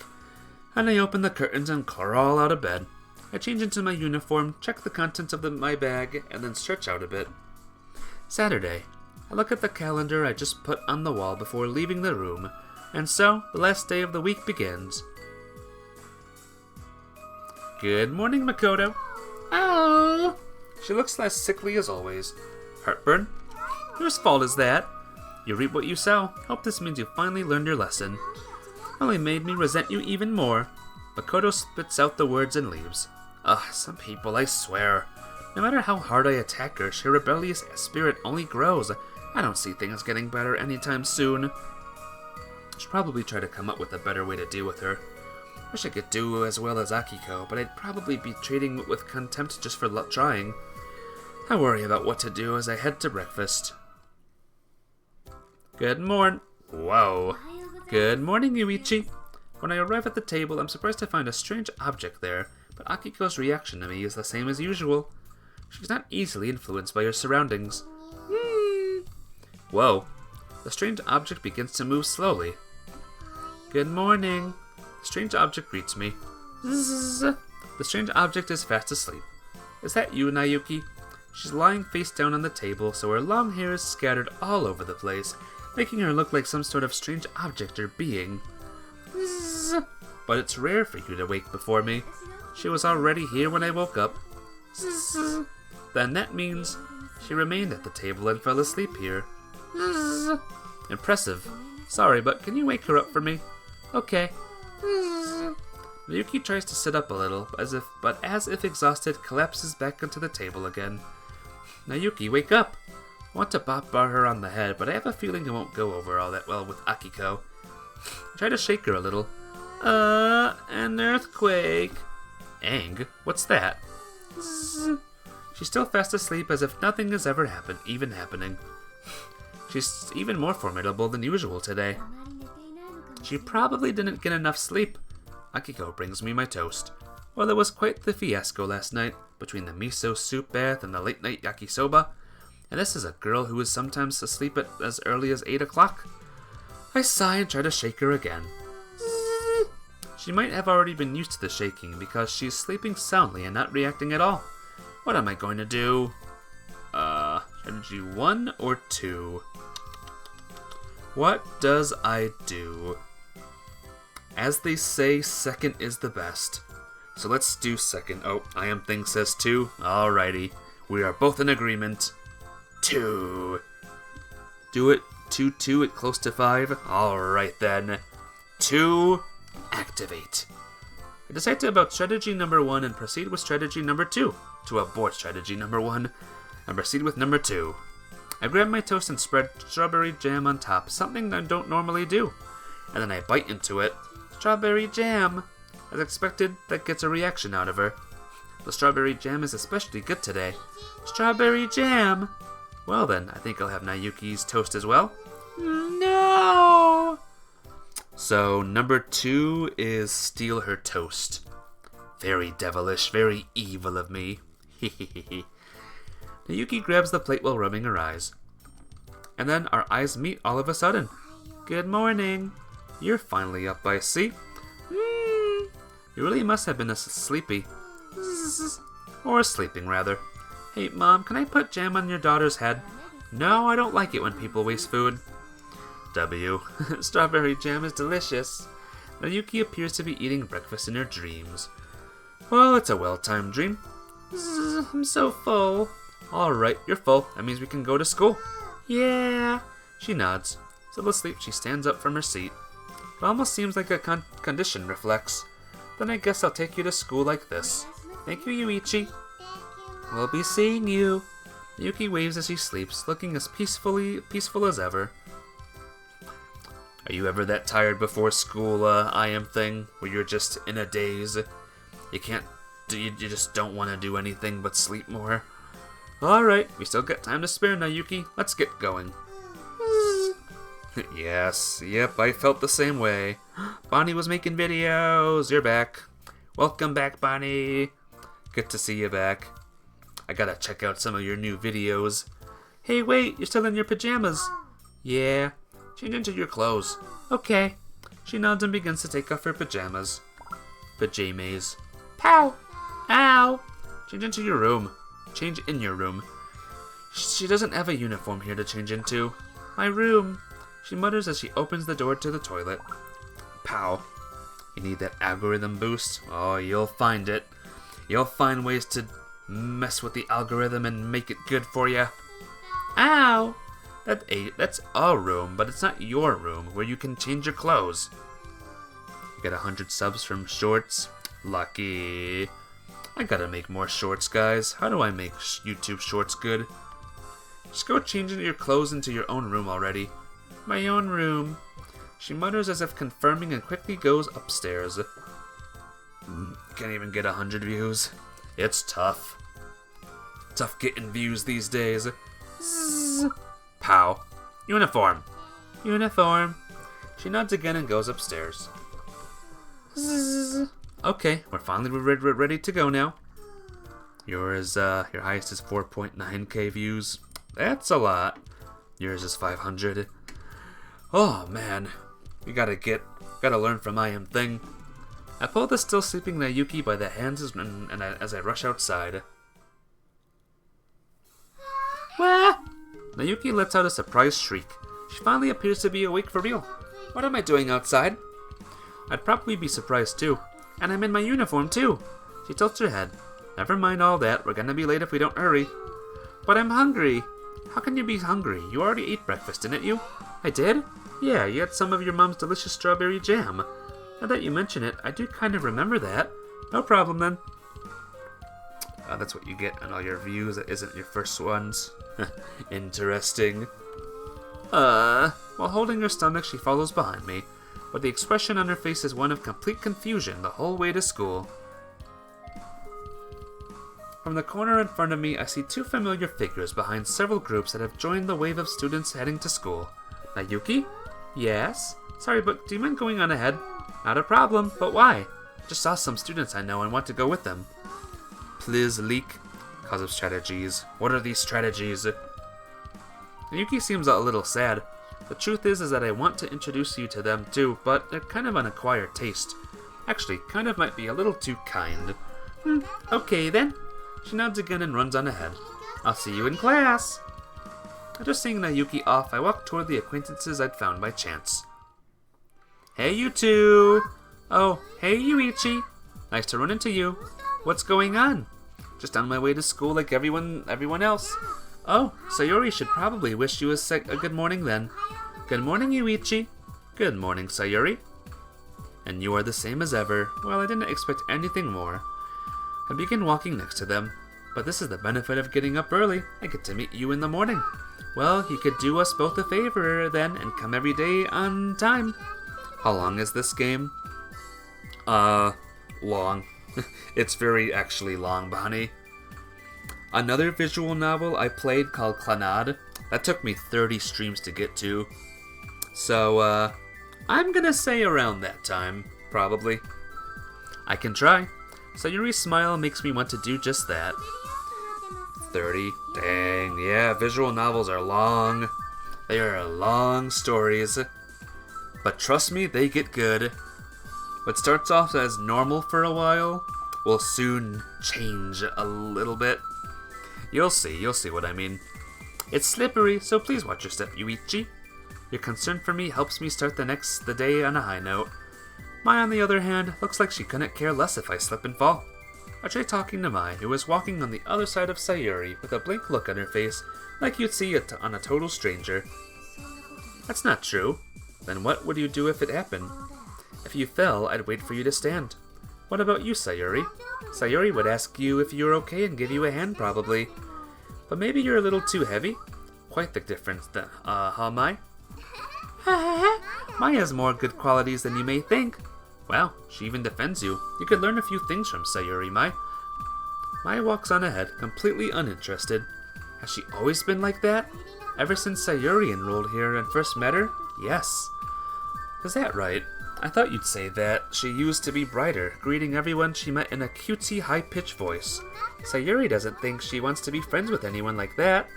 Well, that may have been too extreme of an example just now. But since she's been like this ever since we first met, I just thought I'd like to get to know her a bit better. Yes, well, Sayuri fell in love with Mai the first time Sayuri saw her. Sayuri thought that if Sayuri didn't talk to her now, if she didn't make friends with her, Sayuri would definitely regret it. I see. That sounds like quite the dramatic first encounter. It sure was. And besides that, Sayuri thought they resembled each other in a way. How so? How to put it? Sayuri's not sure exactly, but maybe it has something to do with the burdens we bear. I thought they were polar opposites, but I suppose that first impressions can be deceiving. Sayuri gets the feeling you're a lot like us too. I am? I live an ordinary life, nothing special whatsoever. True, it's just something about you though, no need to worry about it. I won't then. So you're happy that you became friends with Mai? You already know the answer to that. She smiles so happily that I can't help but smile as well. I wonder what it is about Mai that Sayuri likes so much. I think about it for a while while watching Mai's hair sway from side to side. I am surprised when she suddenly disappears in front of me, but not that surprised. It is the school gate after all. As I pass through the school gate, I see that the crowd of people has formed. Looks like something is holding them up. Something wrong? Unable to enter the school grounds, we join the crowd. What is it? Oh, it's a wild dog. What? When I look more closely, I see a wild-looking dog wandering around near the entrance growling. There's no food at this time of year, so they come down from the mountains every once in a while. What do you do about them? Wait for the Residents' Association. The teachers can't do anything? It's too dangerous for them. But it looks like someone is coming. A young teacher in a jersey is coming down from the entrance. A teacher, and a PE teacher at that.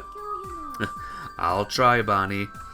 I don't know how long I can stay this time, because I kind of woke up late, but I'll try. And remember, make sure you say please. Make sure you ask, not make sure to raid me. That's the polite thing to do, mister. Thank you. Gotta give him credit. The PE teacher timidly approaches the dog with a metal baseball bat in hand. He looks extremely uneasy. Just as I'm about to watch from the sidelines, I notice that Mai is nowhere to be found. I'm gonna watch the dog, because it's important that we watch the dog. And cheer on the dog. She's not a child, so I don't really need to worry about her. And besides, I can't take my eyes off of the fight that looks like it's about to unfold in front of me. This one is big, so I don't think he's got much of a shot against it. Certainly looks like a fair bit larger than the stray dogs you see in the city. With that in mind, the teacher's actions seem all the more reckless. There are many conflicts between the students and teachers in this school, though they may happen out of sight. Most teachers would want to be the first to act in a situation like this. They'd lose face if a student were to handle the situation first. That's why they sent the young PE teacher after it. It's pathetic, really. She explains the reason for this foolishness. That really is pathetic. The fight isn't much of a fight at all. Eek! A scream is heard nearby. A wild dog bites the teacher's thigh right before our very eyes. When the injured teacher, looking desperate, runs into the entrance, the wild dog loses sight of its target. Its eyes dart to the onlookers. It's looking this way, isn't it? It's not looking this way as much as it's glaring and approaching. This music does not fit the tone of what's going on, by the way. It should be more action-packed. As if they are a tide that's slowly receding, the students who are standing in the line in front of us begin to move back. And as the wild dog starts running, the other students scream and start running too. Now we find ourselves in a crowd of people jostling each other and running away. Ack! What are we going to do, Yuichi? Do you really have to ask? We're unarmed and have no means to defend ourselves. Hey, where's Mai? Mai is walking in our direction with a snow shovel in hand. Could she seriously be planning to nonchalantly shovel snow at a time like this? Run, Mai! Hey! Mai ignores my calls for her to escape, stands still, with her eyes fixed on the wild dog coming toward her, and readies the shovel. Just when I thought that she had fallen, I see her running several meters ahead. Clash! A dull sound. The wild dog is suddenly airborne with saliva spraying from its mouth. Whump! It flies backwards and it falls to the ground. Its yelp weakly as it does. Mai then thrusts the shovel into the ground as she looks back at us. Lunchbox. What? I ask her to clarify.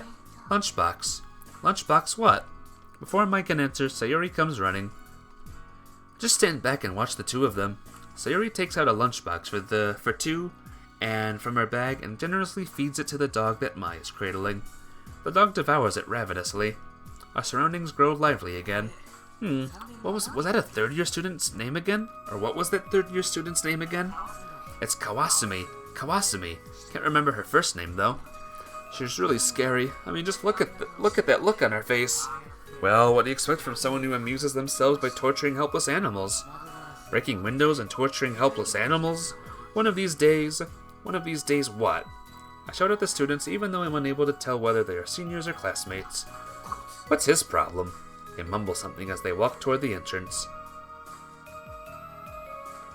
She's obviously feeding the dog, so how was she torturing the dog? Mai, who is petting the dog's head, looks up at me. Her face is as expressionless as always. You really do have some good qualities, don't you?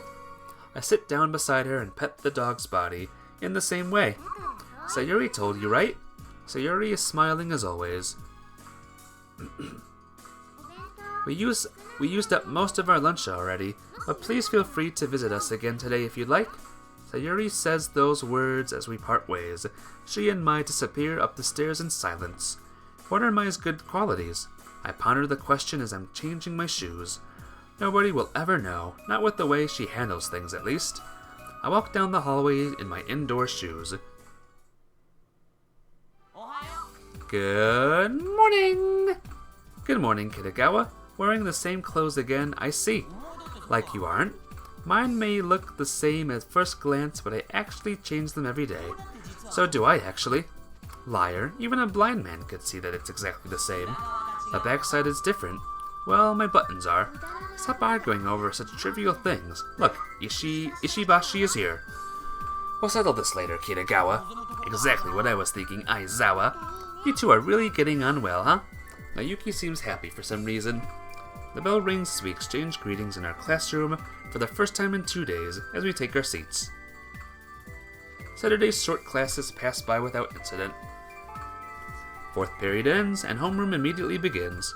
There doesn't seem to be anything special to talk about today, so it's over in about a minute.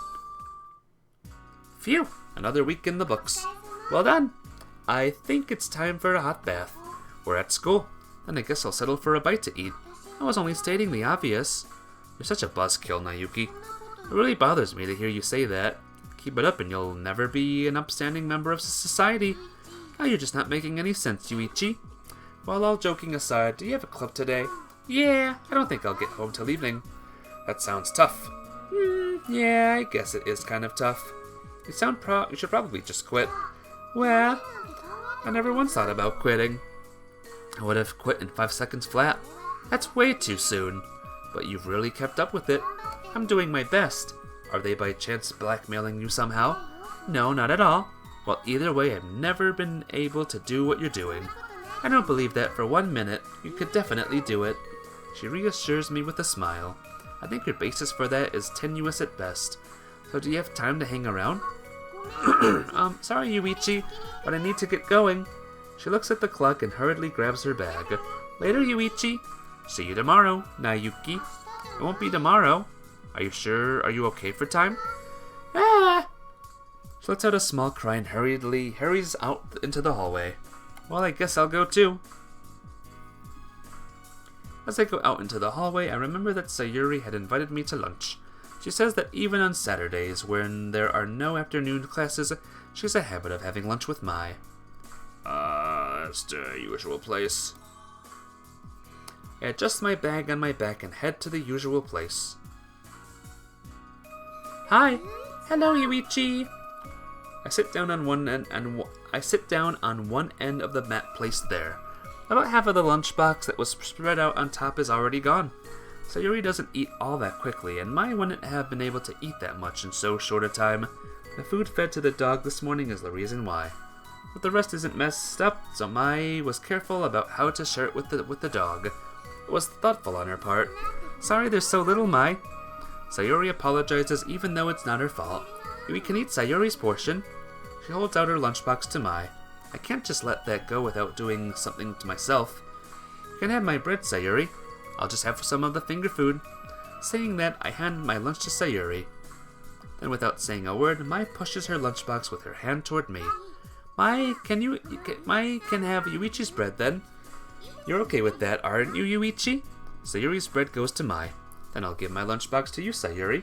My lunchbox goes to Sayuri. Mai's bread comes to me. Sayuri will give this lunchbox to Mai then. Russell, I'll give you this bread. Russell. Russell. Here, Mai. Russell. Here, Sayuri. Russell. Russell. Mai. Russell. Sayuri. Russell. Russell. Russell, Russell. Russell, Russell, Russell, Russell. Russell. Next thing I know, the bread and lunchboxes are whirling around at impossible speeds. Hey, don't play with your food. I yell and stop my hand suddenly, finding all of the food in front of me. Greedy. I just stopped the spinning is all. Sayuri's hands were getting tired. Sayuri waves one hand. What to do? How about we just divide what we have into 3? Good call. A simple solution. Sayuri probably knew as much and decided to have fun with it. After that, I had fun teasing Mai, although Mai was probably annoyed and had lunch. When I return home and pass by the living room, I can hear people talking loudly. Apparently Makoto is also back. She was supposed to start helping out at the daycare center today, but decided to check in on her. I'm back! Akiko and Makoto are the only two in the living room. Welcome home, Yuichi. You're back home early, Makoto. Today is Saturday, so I asked for her to finish at noon. Isn't it nice to have lunch together? Akiko answers before Makoto. So how did you like helping out at the daycare center? Well, it was easy peasy. You're not just pretending to be the leader of the pack by surrounding yourself with children. Of course not. I scolded them and patted them on the head. Yeah, you really did do your best, didn't you? Before I can say anything more, Akiko cuts in first. Yeah, I did my best. And you'll all do your best every day from next week too. Didn't seem like it was something for me to worry about.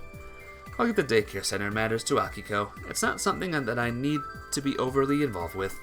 Decide to go up to my room, leaving the two of them to talk. After a while, I get hungry and go down to the first floor. When I go to the kitchen for a mandarin orange, I see Makoto looking out the window. A fluttering white snow is starting to fall outside. Is it really that rare? She stares at it without moving. It's fine that she's quiet, but the side of her face seems to be burning hot, so I call out to her. Hey, Makoto! Alrighty, Bonnie. Get ready for your own thing and do it well, alright? I'll try to stop by as soon as I can. Hey, Makoto! She finally notices and turns her head toward me. Ow! Isn't your face a bit red? Yeah, maybe. Do you have a fever? Why don't you take a bath and get some sleep? Nah, going to sleep this early would be a waste. Better than you sleep than catch a cold. I'm gonna go read some comics. Does my advice have the opposite effect? Makoto runs off down the hallway. After eating dinner, I relax for a while. At the usual time, I get ready to go out and go down to the first floor. Wah! Mayuki comes out of the living room and runs into me in the hallway. Are you going out again? Yeah. I crouch down at the door and put on my shoes. Yuichi, what's up?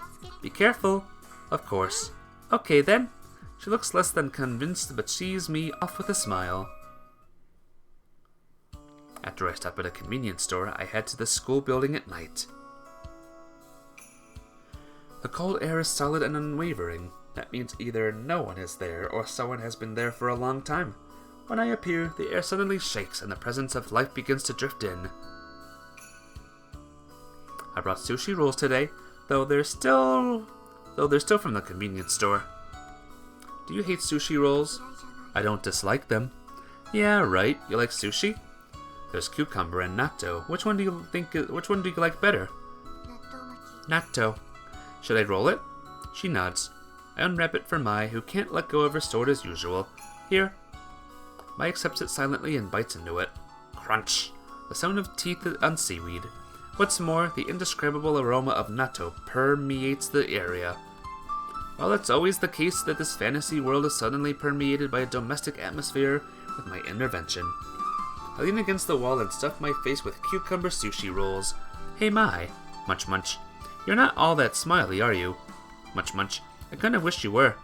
I'm alone and ruminating on the words of the onlookers this morning, though I don't even want to remember. She's really scary. I mean, just look at the look on her face. Well, what do you expect from someone who amuses themselves by torturing helpless animals? Mai, you should brighten up a bit. It's a shame that you look so gloomy all the time. Munch munch. Hey Mai, are you listening? When I look at her, she seems to be wondering how to break the string of natto that is stretching from her lips to the half-eaten sushi roll. Hey Mai.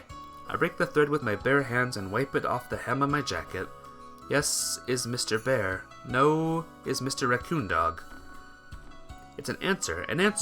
When it's yes, you say Mr. Honey Bear, and when it's no, you say Mr. Pon Poco Raccoon Dog.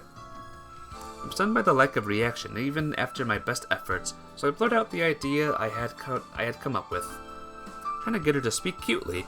I know my effort is all for naught, but I just hope my irritation gets across a little. You get it, right? Whether she gets it or not, Mai continues munching on her sushi roll. Well, I'm going to call it a night. I sit up after finishing my food. Mai glances at me, the natto string still hanging from her lips. Hey, wipe your mouth off. I press my thumb against the corner of Mai's mouth and wipe it off myself. As if she doesn't appreciate it, she fails to look at me. She seriously shows zero emotions. Okay, this is stupid, but let's do it. Okay, I'll try it. Let's see if I can suppress her emotions when I touch your chest. Hey, Charizard! Welcome to the stream. Welcome to another new year of streams. How you doing today? It's good to see ya. A normal girl would let out a scream and stiffen up, but is it foolish to expect such a reaction from Mai? You're in a happy mood. Ooh, how come? What's going on? Is she going to let me touch her as much as I want? Okay, if that's the case, then I'll keep touching Mai until she obviously doesn't like it. I will continue to massage Mai until she expresses her emotions. It's her partner's birthday. Ooh! Happy birthday to her partner, to your partner, Charizard. If your partner arrives here, I'll sing happy birthday to him. It's totally up to that person, though, and to you and to everyone ever. He's asleep? Ah, gotcha. Well, wish him a happy birthday tip for me, alright? Make his birthday a good one. I stiffen my improper resolve and turn toward Mai. Mai, put your arms behind your back like this. I stand up like a cheerleader might. It's okay. Even though she has a questioning look on her face. We were up for a while playing Tabletop Simulator. Nice. Hopefully you did good on that game. Mai puts both of her arms behind her back, imitating me. Yes, just like that. Her chest isn't thrust out in front of her. The bulge is larger than you'd expect from her thin waist. If I were to take this seriously, I feel like what I'm about to do is more glorious than intended. Shaking off those evil thoughts, I take the plunge and reach out to touch Mai's defenseless chest. I start groaning about halfway in. He won them all except Connect 4. Ooh, you won one game. Is he normally good at the tabletop games? I'm not even touching them yet. A cold blade is aimed at my throat. You were trying to. The tip of the blade presses against my skin. No, I wasn't. I had no bad intentions, so just please remove that sword. Really. I sense something strange. As expected, Mai's senses are extremely astute. She can see through my mischief. It was his first time. Ooh. So he has a hidden talent for tabletop games. Very interesting. Hehehe. I'm going home. Even with her usual expressionless face, she looks angry and scary at the same time, or all the same. I quickly decide to leave the vicinity. That was stupid. I'm back! When I get home, I quickly return to my room on the second floor. I crawl directly under the covers and close my eyes. My eyes are flippin' closed. It's morning. I can't help but mutter while looking at the room with the sunlight shining in. The morning arrived without incident. I can't believe that the morning has arrived so quietly, as if I had been expecting Makoto to mess with me. Maybe she's finally learned her lesson. Maybe she understands how much of a nuisance she's been, or how meaningless it all was. Should I get up?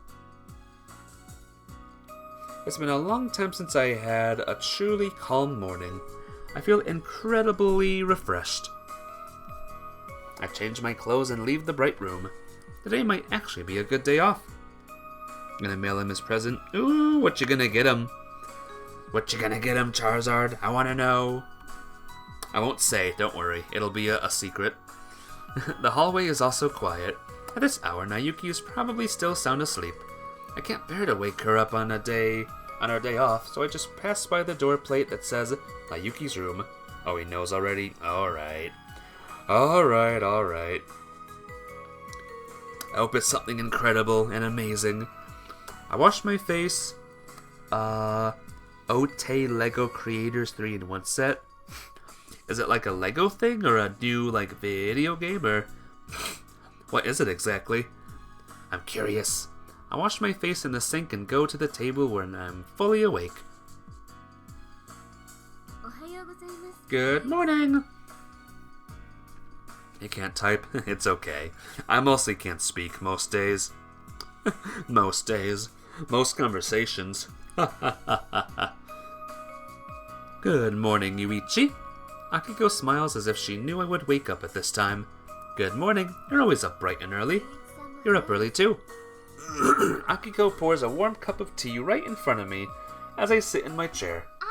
I like some too. Okay. I don't have to wake Nayuki, do I?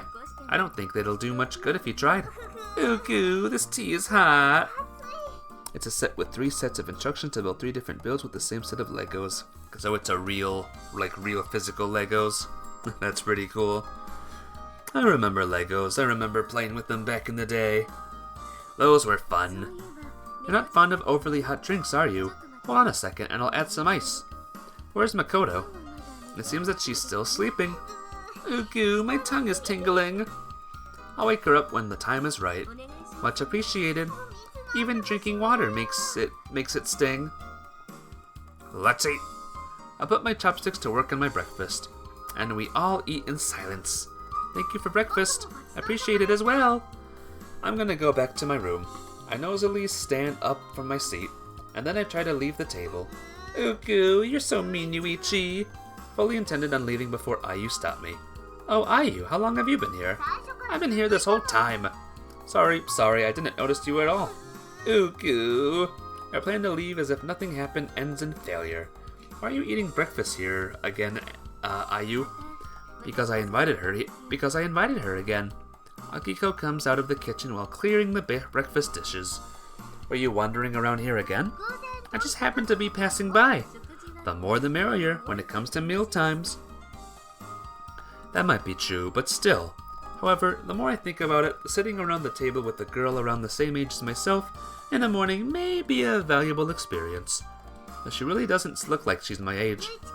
Yuichi, what are you going to do today? I'll answer normally. I don't have anything in mind. It may sound like I'm being absent-minded, but I honestly don't have any plans. Let's have some fun then. Fun, huh? Like eat and run? No! I don't have any plans, but what about you? I'm totally free. But you know, I still don't know much about this area. How about a movie? Should we rent something? No, we'll watch it on the big screen at the movie theater. Movie theater? Well, I suppose it has been a while. Truth be told, I already have 2 tickets. Saying that, she takes out 2 square pieces of paper. You're pretty good at planning ahead. So, what do you think? As I said earlier, I don't mind at all. Okay, that settles it then. So what time is the movie? She stares at the tickets intently. 5 o'clock. 5? That gives us a lot of time. Where's the theater? In front of the station. In that case, would you like to meet me in front of the station at 4:30? Yeah, that's not a problem at all. Alright, it's settled then. I'll head home for now. Okay, I'll see you later. Yeah, bye-bye, Yuichi. She grabs her coat and backpack and flaps out of the room. A movie with Ayu? It's a date. Please don't put it that way. A date? Go back to sleep. But I just got up. It's unusual for you to get up at this time on a day off. I heard a noise at the entrance. A noise? Yeah. It was a sound like someone falling in the hallway and hitting the door, and a voice saying, "Ooh, it hurts." She must have been so happy. Yeah, she's always been clumsy. Have you known Ayu for a long time, Yuichi? Akiko casually chimes in. You could say that. Hazy memories. Memories deep within that dusk. We're old friends, from back from when I used to live here. Is that right? Akiko smiles. I think she's been waiting for you for a long time, Yuichi.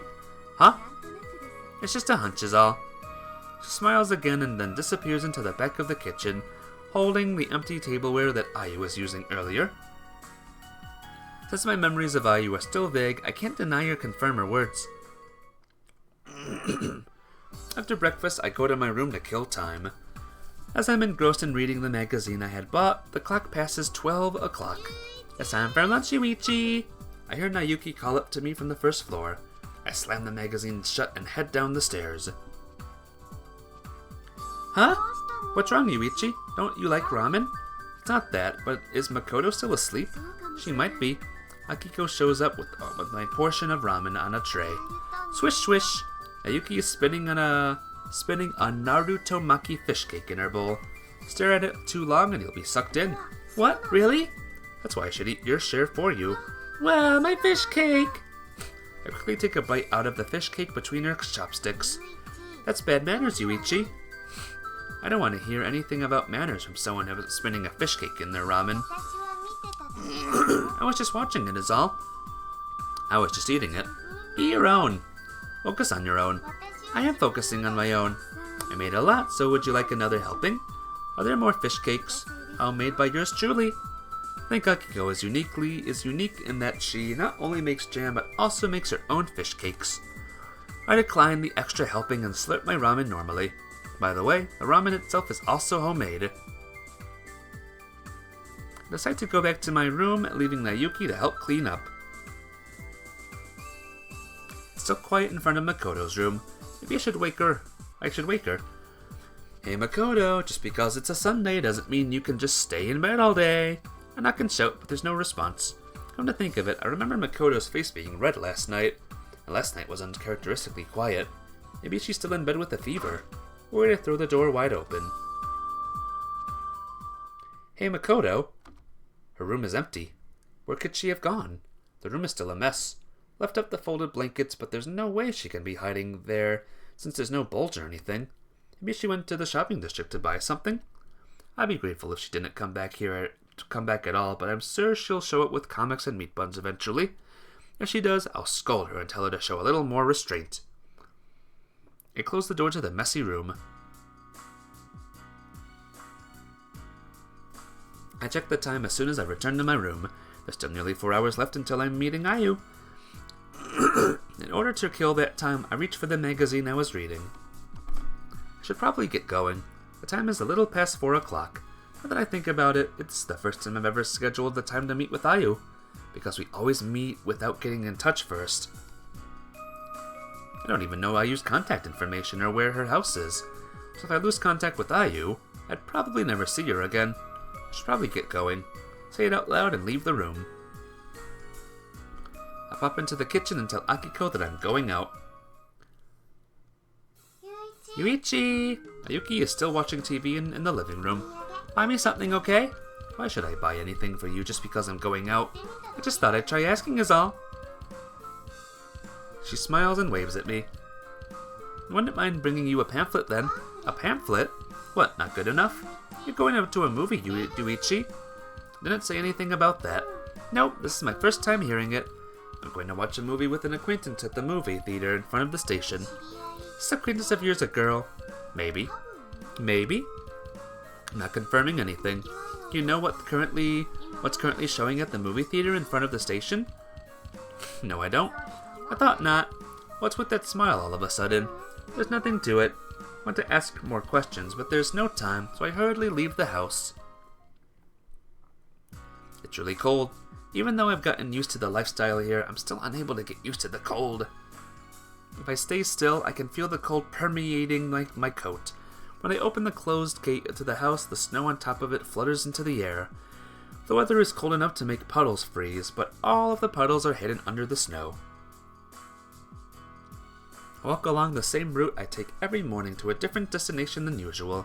The same wind, the same cold. It would have been worse if it had snowed heavily, but the weather is undeniably favorable today. Oh, Yuichi! Ayu, who is sitting on the bench, notices me and stands up. She doesn't seem to care about attracting attention as she stretches out her body and waves her hand. Can you just wait a little longer? I'm excited. You really like movies that much? Of course I like movies. But I was mainly excited to see the person I've been waiting for. That alone makes me happy that I waited as long as I did. You're exaggerating. No, I'm not. She quickly stands up from the bench and grabs my hand. Let's get going before the sun sets, Yuichi. Right. She pulls me along by the hand. The wings attached to Ayu's backpack are swayed in time with her movements. By the way, do you know what movie is showing right now? Nope, not at all. You invited me without knowing? Yeah. Well, that's fine, I suppose. I don't watch a lot of movies. I don't watch all that many either. In the past, my parents used to take me to see them. How long ago was that? When I was in elementary school? Around the time we first met. Why did you stop watching them? I'm not sure. She tilts her head. Oh my, it's going to start before we get there if we don't hurry. What time is it now? I don't usually wear a watch, so I don't know the exact time. 5 minutes before 5. Should go inside. Yeah! Ayu starts walking briskly, but suddenly stops as if frozen. You're pretending to be a statue? She doesn't show any reaction to my voice and just stares ahead. I use the line of sight. There's a large signboard advertising the movie. But this is today's movie. If I remember correctly, it's a sequel to a horror film that was released last year and received a lot of buzz. I really wanted to see it, so this works out perfectly for me. She continues to stare. What's wrong? We have to hurry if we're going to catch the beginning. She continues to stare. Are you scared by any chance? Ooh. She nods, looking like she's about to cry. It's okay. It's not going to be as scary as they say. She shakes her head. Let's go. I grab the frozen Ayu by the hand and drag her along. Ooh, I don't want to see it. But it looks really interesting. But there's 2 written there. That's because it's a sequel. I haven't seen the first movie, so I won't know what's going on. It's okay. You can usually understand the content of these movies without having seen the previous one. Ayu is still screaming as they pull her into the movie theater. I think Ayu's a bit scared. It's kind of lacking. I agree. During some fairly scary scenes, small screams and gasps can be heard from the packed audience. Still, it's nowhere near as bad as I imagine. Perhaps the previous movie was a lot scarier. Maybe we should rent the first movie next time. Uh-huh. Despite freaking out about seeing this, you're pretty calm, huh? Uh-huh. Uh-huh. You're not looking at the screen at all, are you? I tear off the coat that's on her head. Ooh! Panicked, she covers her ears with her coat. I was scared. Of what? You're completely covering your ears and looking sideways. I tear off Ayu's coat again just as the audience is about to scream. Ooh! Ayu hears the screams from the audience and lets out a scream of her own. You haven't looked at the screen at all, have you? I'm looking. Your head is being turned this whole time. I know it has, but I'm still watching. How? Ooh! There's another scream from the audience and Ayu screams as well. I think it's almost a talent in the sense that she can be so surprised just by the screams of the audience. I tear off her coat and put it on the opposite seat out of Ayu's reach. Cuckoo, give it back. This is a rare visit to the theater, so at least try to enjoy yourself. Cuckoo, you're so cruel. Every time there's a scream from the audience, I can hear the voice next to me screaming in tandem, but I ignore it. Ayu seems to be enjoying the movie in her own way. Ooh. Ayu, exhausted, staggers out of the movie theater. I'm so tired. Well, anyone who screams that much is bound to run out of strength. After the movie ends, we go outside to find that it's already dark. So I suppose you didn't see the movie at all, huh? Ooh, I was scared. You're blowing this out of proportion, Ayu. Wouldn't it have been that bad if you actually watched it? I've been afraid of ghosts and monsters ever since I was a kid. Okay, but you're a little too scared of them. Ooh. Normally in situations like this, girls will shriek and cling to you, right? Ooh, I was too scared to even do that. That's why you look like an elementary school boy. Ooh, I do not. I'm a girl. The way she vigorously retorts with moist eyes is definitely cute. It's so dark already. Ayu looks up at the night sky anxiously. Let's part ways for today then. Ooh, I had fun today. Huh? Ayu turned to me as if surprised. It was a good Sunday. Thank you, Ayu. She seemed a little confused. Yeah. And then she nods shyly. I had fun too. I bid farewell to Ayu, who happily waves at me and heads home alone. Ooh. Or so I thought. Why are you following me? Because I'm scared. She walks along the poorly lit sidewalk at night, looking around fearfully. Hey, it's fine here, right? Ooh. Don't ooh me. Say yes or okay. They both mean the same thing. In any case, you won't be able to return to your home if you follow me like this. Ooh. What are you going to do then? Go home. So is here okay? Yeah. Okay, see you around, Ayu. Bye-bye, Yuichi. She waves her hand weakly and walks anxiously away. However, the way she's scared is just like a child would be. Wish she could emulate Makoto, who doesn't hesitate to go up to someone's room, even in the middle of the night, and mess with them. Then again, I'd hate that too. I get a bit of a chill just thinking about it. I should head home too. When the sun goes down, the air outside suddenly becomes colder. Even my normal exhaled breath are dyed pure white as they float away in the night breeze. And it gets even colder if you stay still. I trot a little on my way home. It seems colder than usual tonight. As I walk barefoot on the frozen floorboards of the hallway, I feel like I would have a hard time even leaving my room once I'm in it. However, I know some people who stand in a place with the same temperature as the outside air for a long time. And knowing this, I can't just leave her alone. Should I go out? I bet she's already out. After picking up the late night snack for the two of us at the convenience store, I head straight to the school building.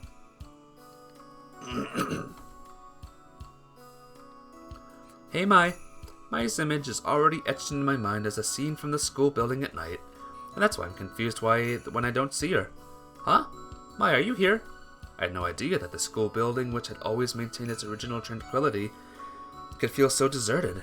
Everything suddenly looks old-fashioned, like I had been thrown into a school building from the past. Mai, are you out there?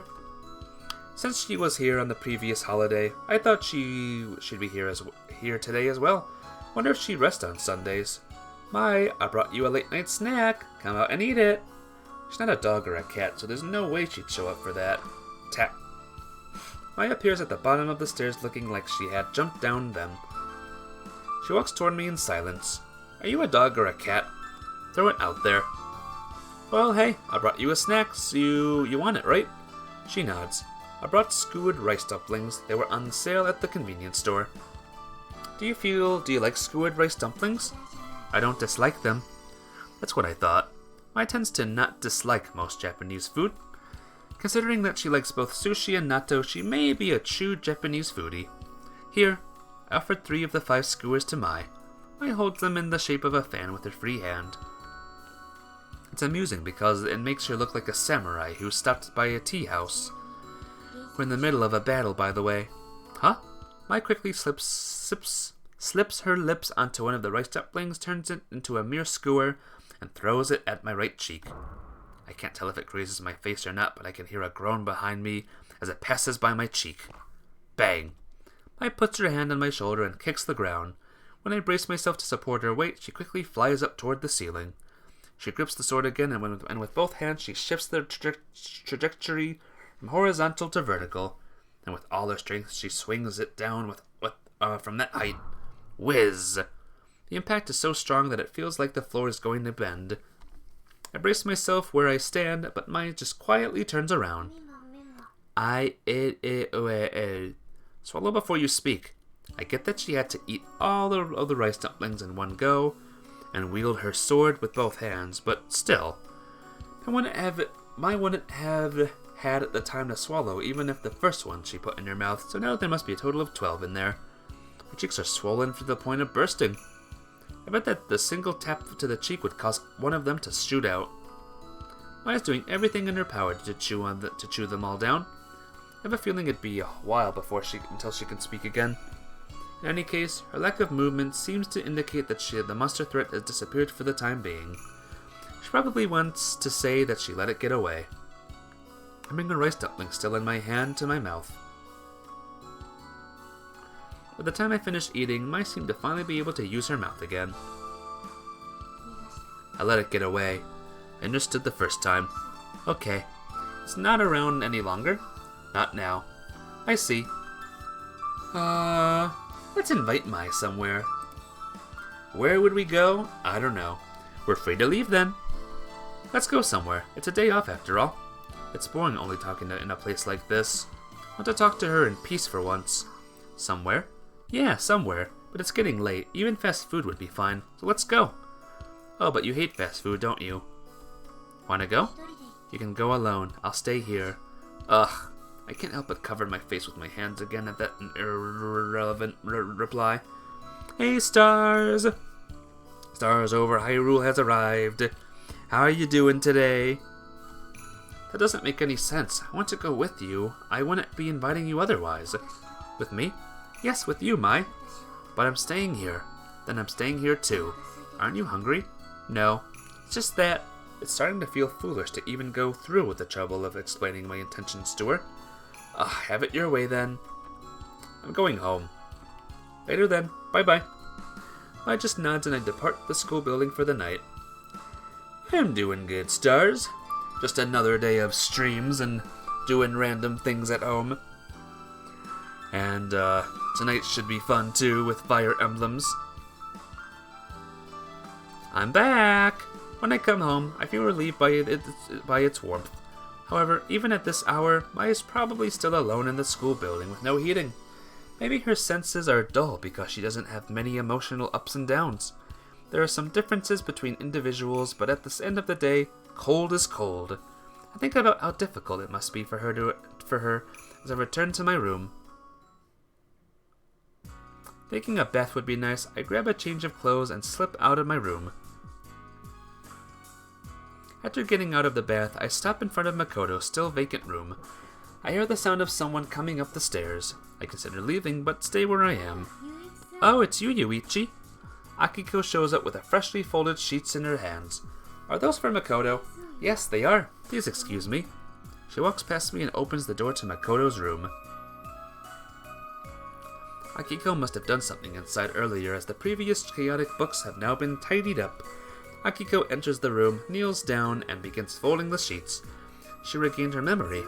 You might be right about that, but she'll come back at least once to get her comics. I'll have to teach her to say goodbye properly when she does. And I'll have to make sure a feast to see her off. Good call. After that conversation, I leave Akiko behind and head back to my room. Think I'll get some shut-eye. Good night. Sweet dreams. January 18th. The big day. The biggest day ever. Morning already. As usual, I'm woken up by the alarm clock and crawl out of bed. Deflecting the dazzling light with my hands, I look out at the scenery outside. Nothing but snow as always, but the weather is nice at least. Ayuki, wake up! I knock on the door and repeatedly call her name. I give it a little time but get no reply. Ayuki, we have school again from today. I knock on the door even harder. This time there's a slight reaction from inside. Ayuki, are you up? I'm up. There's definitely a response from inside.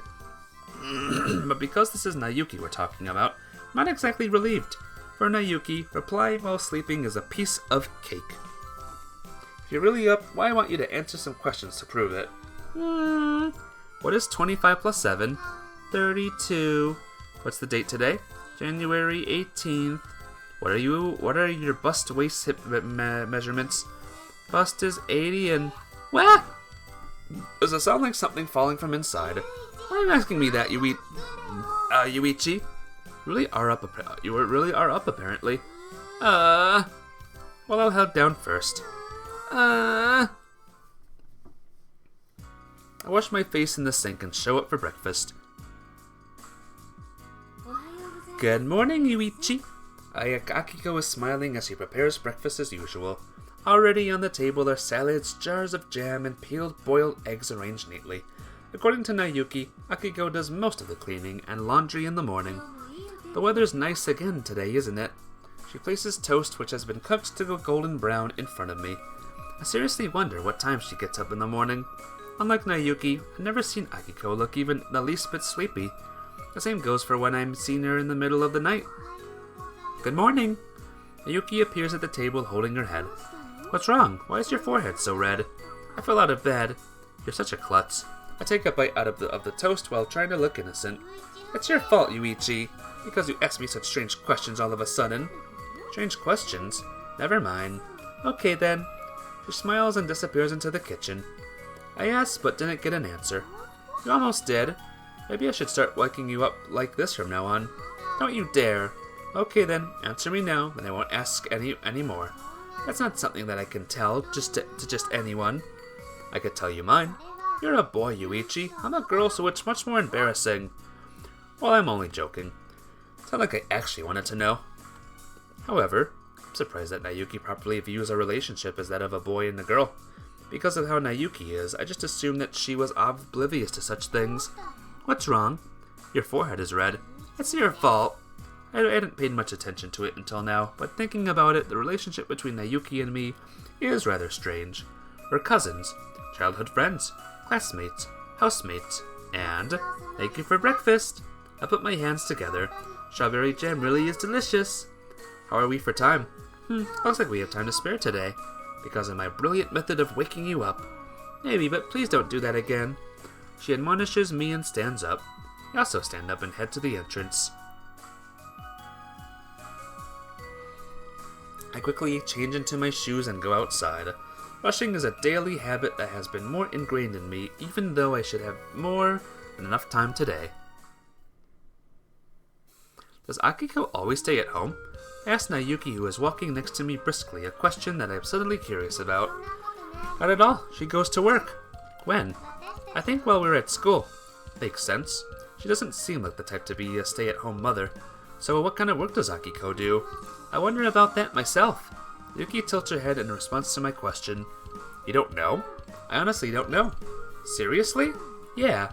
Akiko's job. I'm curious because I can't even imagine what it could be. You should ask her yourself the next time you get the chance. Yeah, good call. I nod vaguely and slowly walk down the snowy road to school.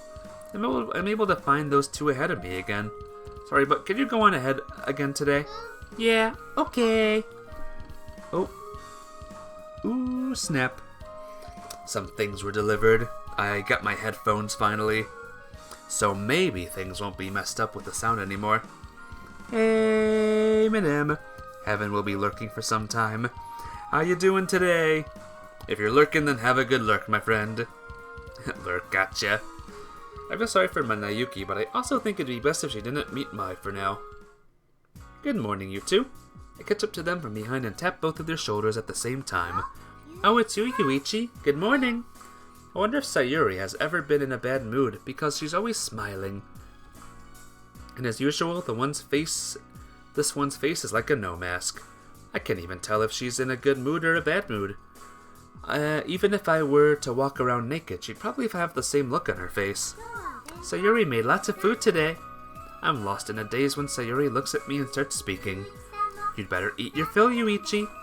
What, really? I'm so sorry. Our relationship is so one-sided. No, it's fine. Sayuri really enjoys having you around. She always knows just what to say. Sayuri is exactly the kind of girl guys would yearn for. And Sayuri thinks Mai is happy to have someone to fight over the food with her too. Right, Mai?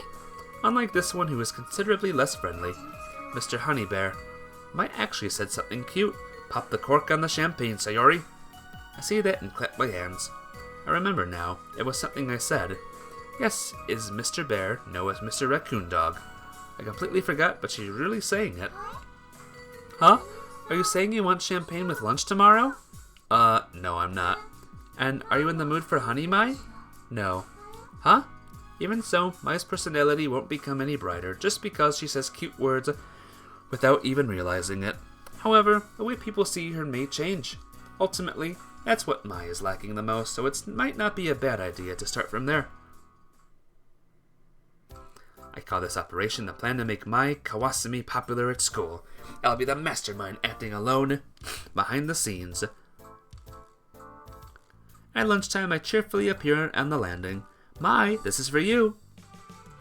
Hand Mai an item that I have hidden, that has been folded into a stick. Mai stops using her chopsticks and looks between it and my face. Open it up. Mai does and it begins to unravel. Then she stares intently at the part of the yellow flag that depicts a child crossing the street. Sayuri, sitting beside us, also stops with the tail of a half-eaten fried shrimp sticking out of her mouth. What is this? Sayuri is the first to say anything. It's the flag you see on the road to school that warns cars. I don't know if the official name, but you've seen it before, right? Yes, well, Sayuri understands with that much, but what are you planning to do with it? Have Mai carry it. Oh, is that so? Mai really wanted to try it, so I got it for her. Huh? Mai, you really asked Yuichi to do that? Mai doesn't deny it, so Sayuri still believes that Mai really asked for it on her own accord. Sayuri is the person who knows Mai best. I want to see Sayuri's reaction, so I decided to keep quiet about my mission. We'll do it on the way home today, Mai in front of the school gate. specified the time and place. Whether she's listening or not, Mai forgets to eat and keeps looking at the flag. She's weird. This is a strategy to allow the students on their way home, on their way to school, to see Mai's love of children and her devotion to society. I just decided all that on my own. However, I didn't think things through, and it's my fault for not having done enough research. After school, I see Mai standing in front of the school gate holding the flag as I had instructed her to do so. But there are no children in sight. So really, all she's doing is standing there holding a flag. Darn it! It had the opposite of the intended effect. Mai looks completely unnatural out there. Students leaving school pass by with sneers on their faces. Hey Mai! Rush to her side to stop her as soon as I possibly can. Stretch! Stretch! Alright. Mai's eyes turn to my face. There are no children. I can see that, so there is no reason to keep standing here. I see. I seriously wonder if she even has a will of her own. I was also taking advantage of the fact that when planning this operation, so I guess I can't really complain. Hey, it's cold, right? Give it a rest already. Ah! I'ma go bye. Bye, Ravens. See you soon. Be good. I'm glad you stuck by as long as you did. Have a good one. I turned her attention to the sidewalk. Something wrong? It's an old lady. True to her words, there's an elderly woman trying to cross the road on the edge of the sidewalk where we are standing. Yeah, you're right. Huh? Mai disappears from my side. Before I know it, she's right next to the old woman. You really don't have to. Is she really that obedient, or does she genuinely think it's her duty? Mai walks alongside the old woman as she crosses the road, and as a car approaches, she waves the flag in her hand like drawing a sword to deter it. That's not how you do it. However, she only behaves like that if she's given the chance. In other words, if it was just that she's bad at showing kindness and concern, I wouldn't be so anxious about watching her from afar. But ultimately, the only people who can appreciate Mai's good qualities are Sayuri and myself, the two people who are closest to her. Seeing Mai come back leisurely as if after a battle, I can't help but sigh. If I don't come up with a more detailed plan, I'll just end up feeling sorry for her. I go back to the classroom to get my bag. On the way, I run into Nayuki, who is on her way to club activities. Oh! Hey, perfect timing! What's going on? Is there some way to make a girl seem more like a girl? I'm not really sure what you mean by that.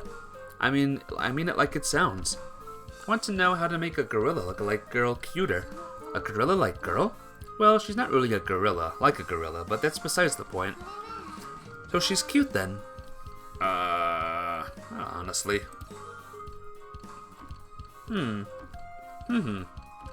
Gotcha. Wah! Unable to answer immediately, I evade Nayuki with a blinding attack for no reason. Are you okay?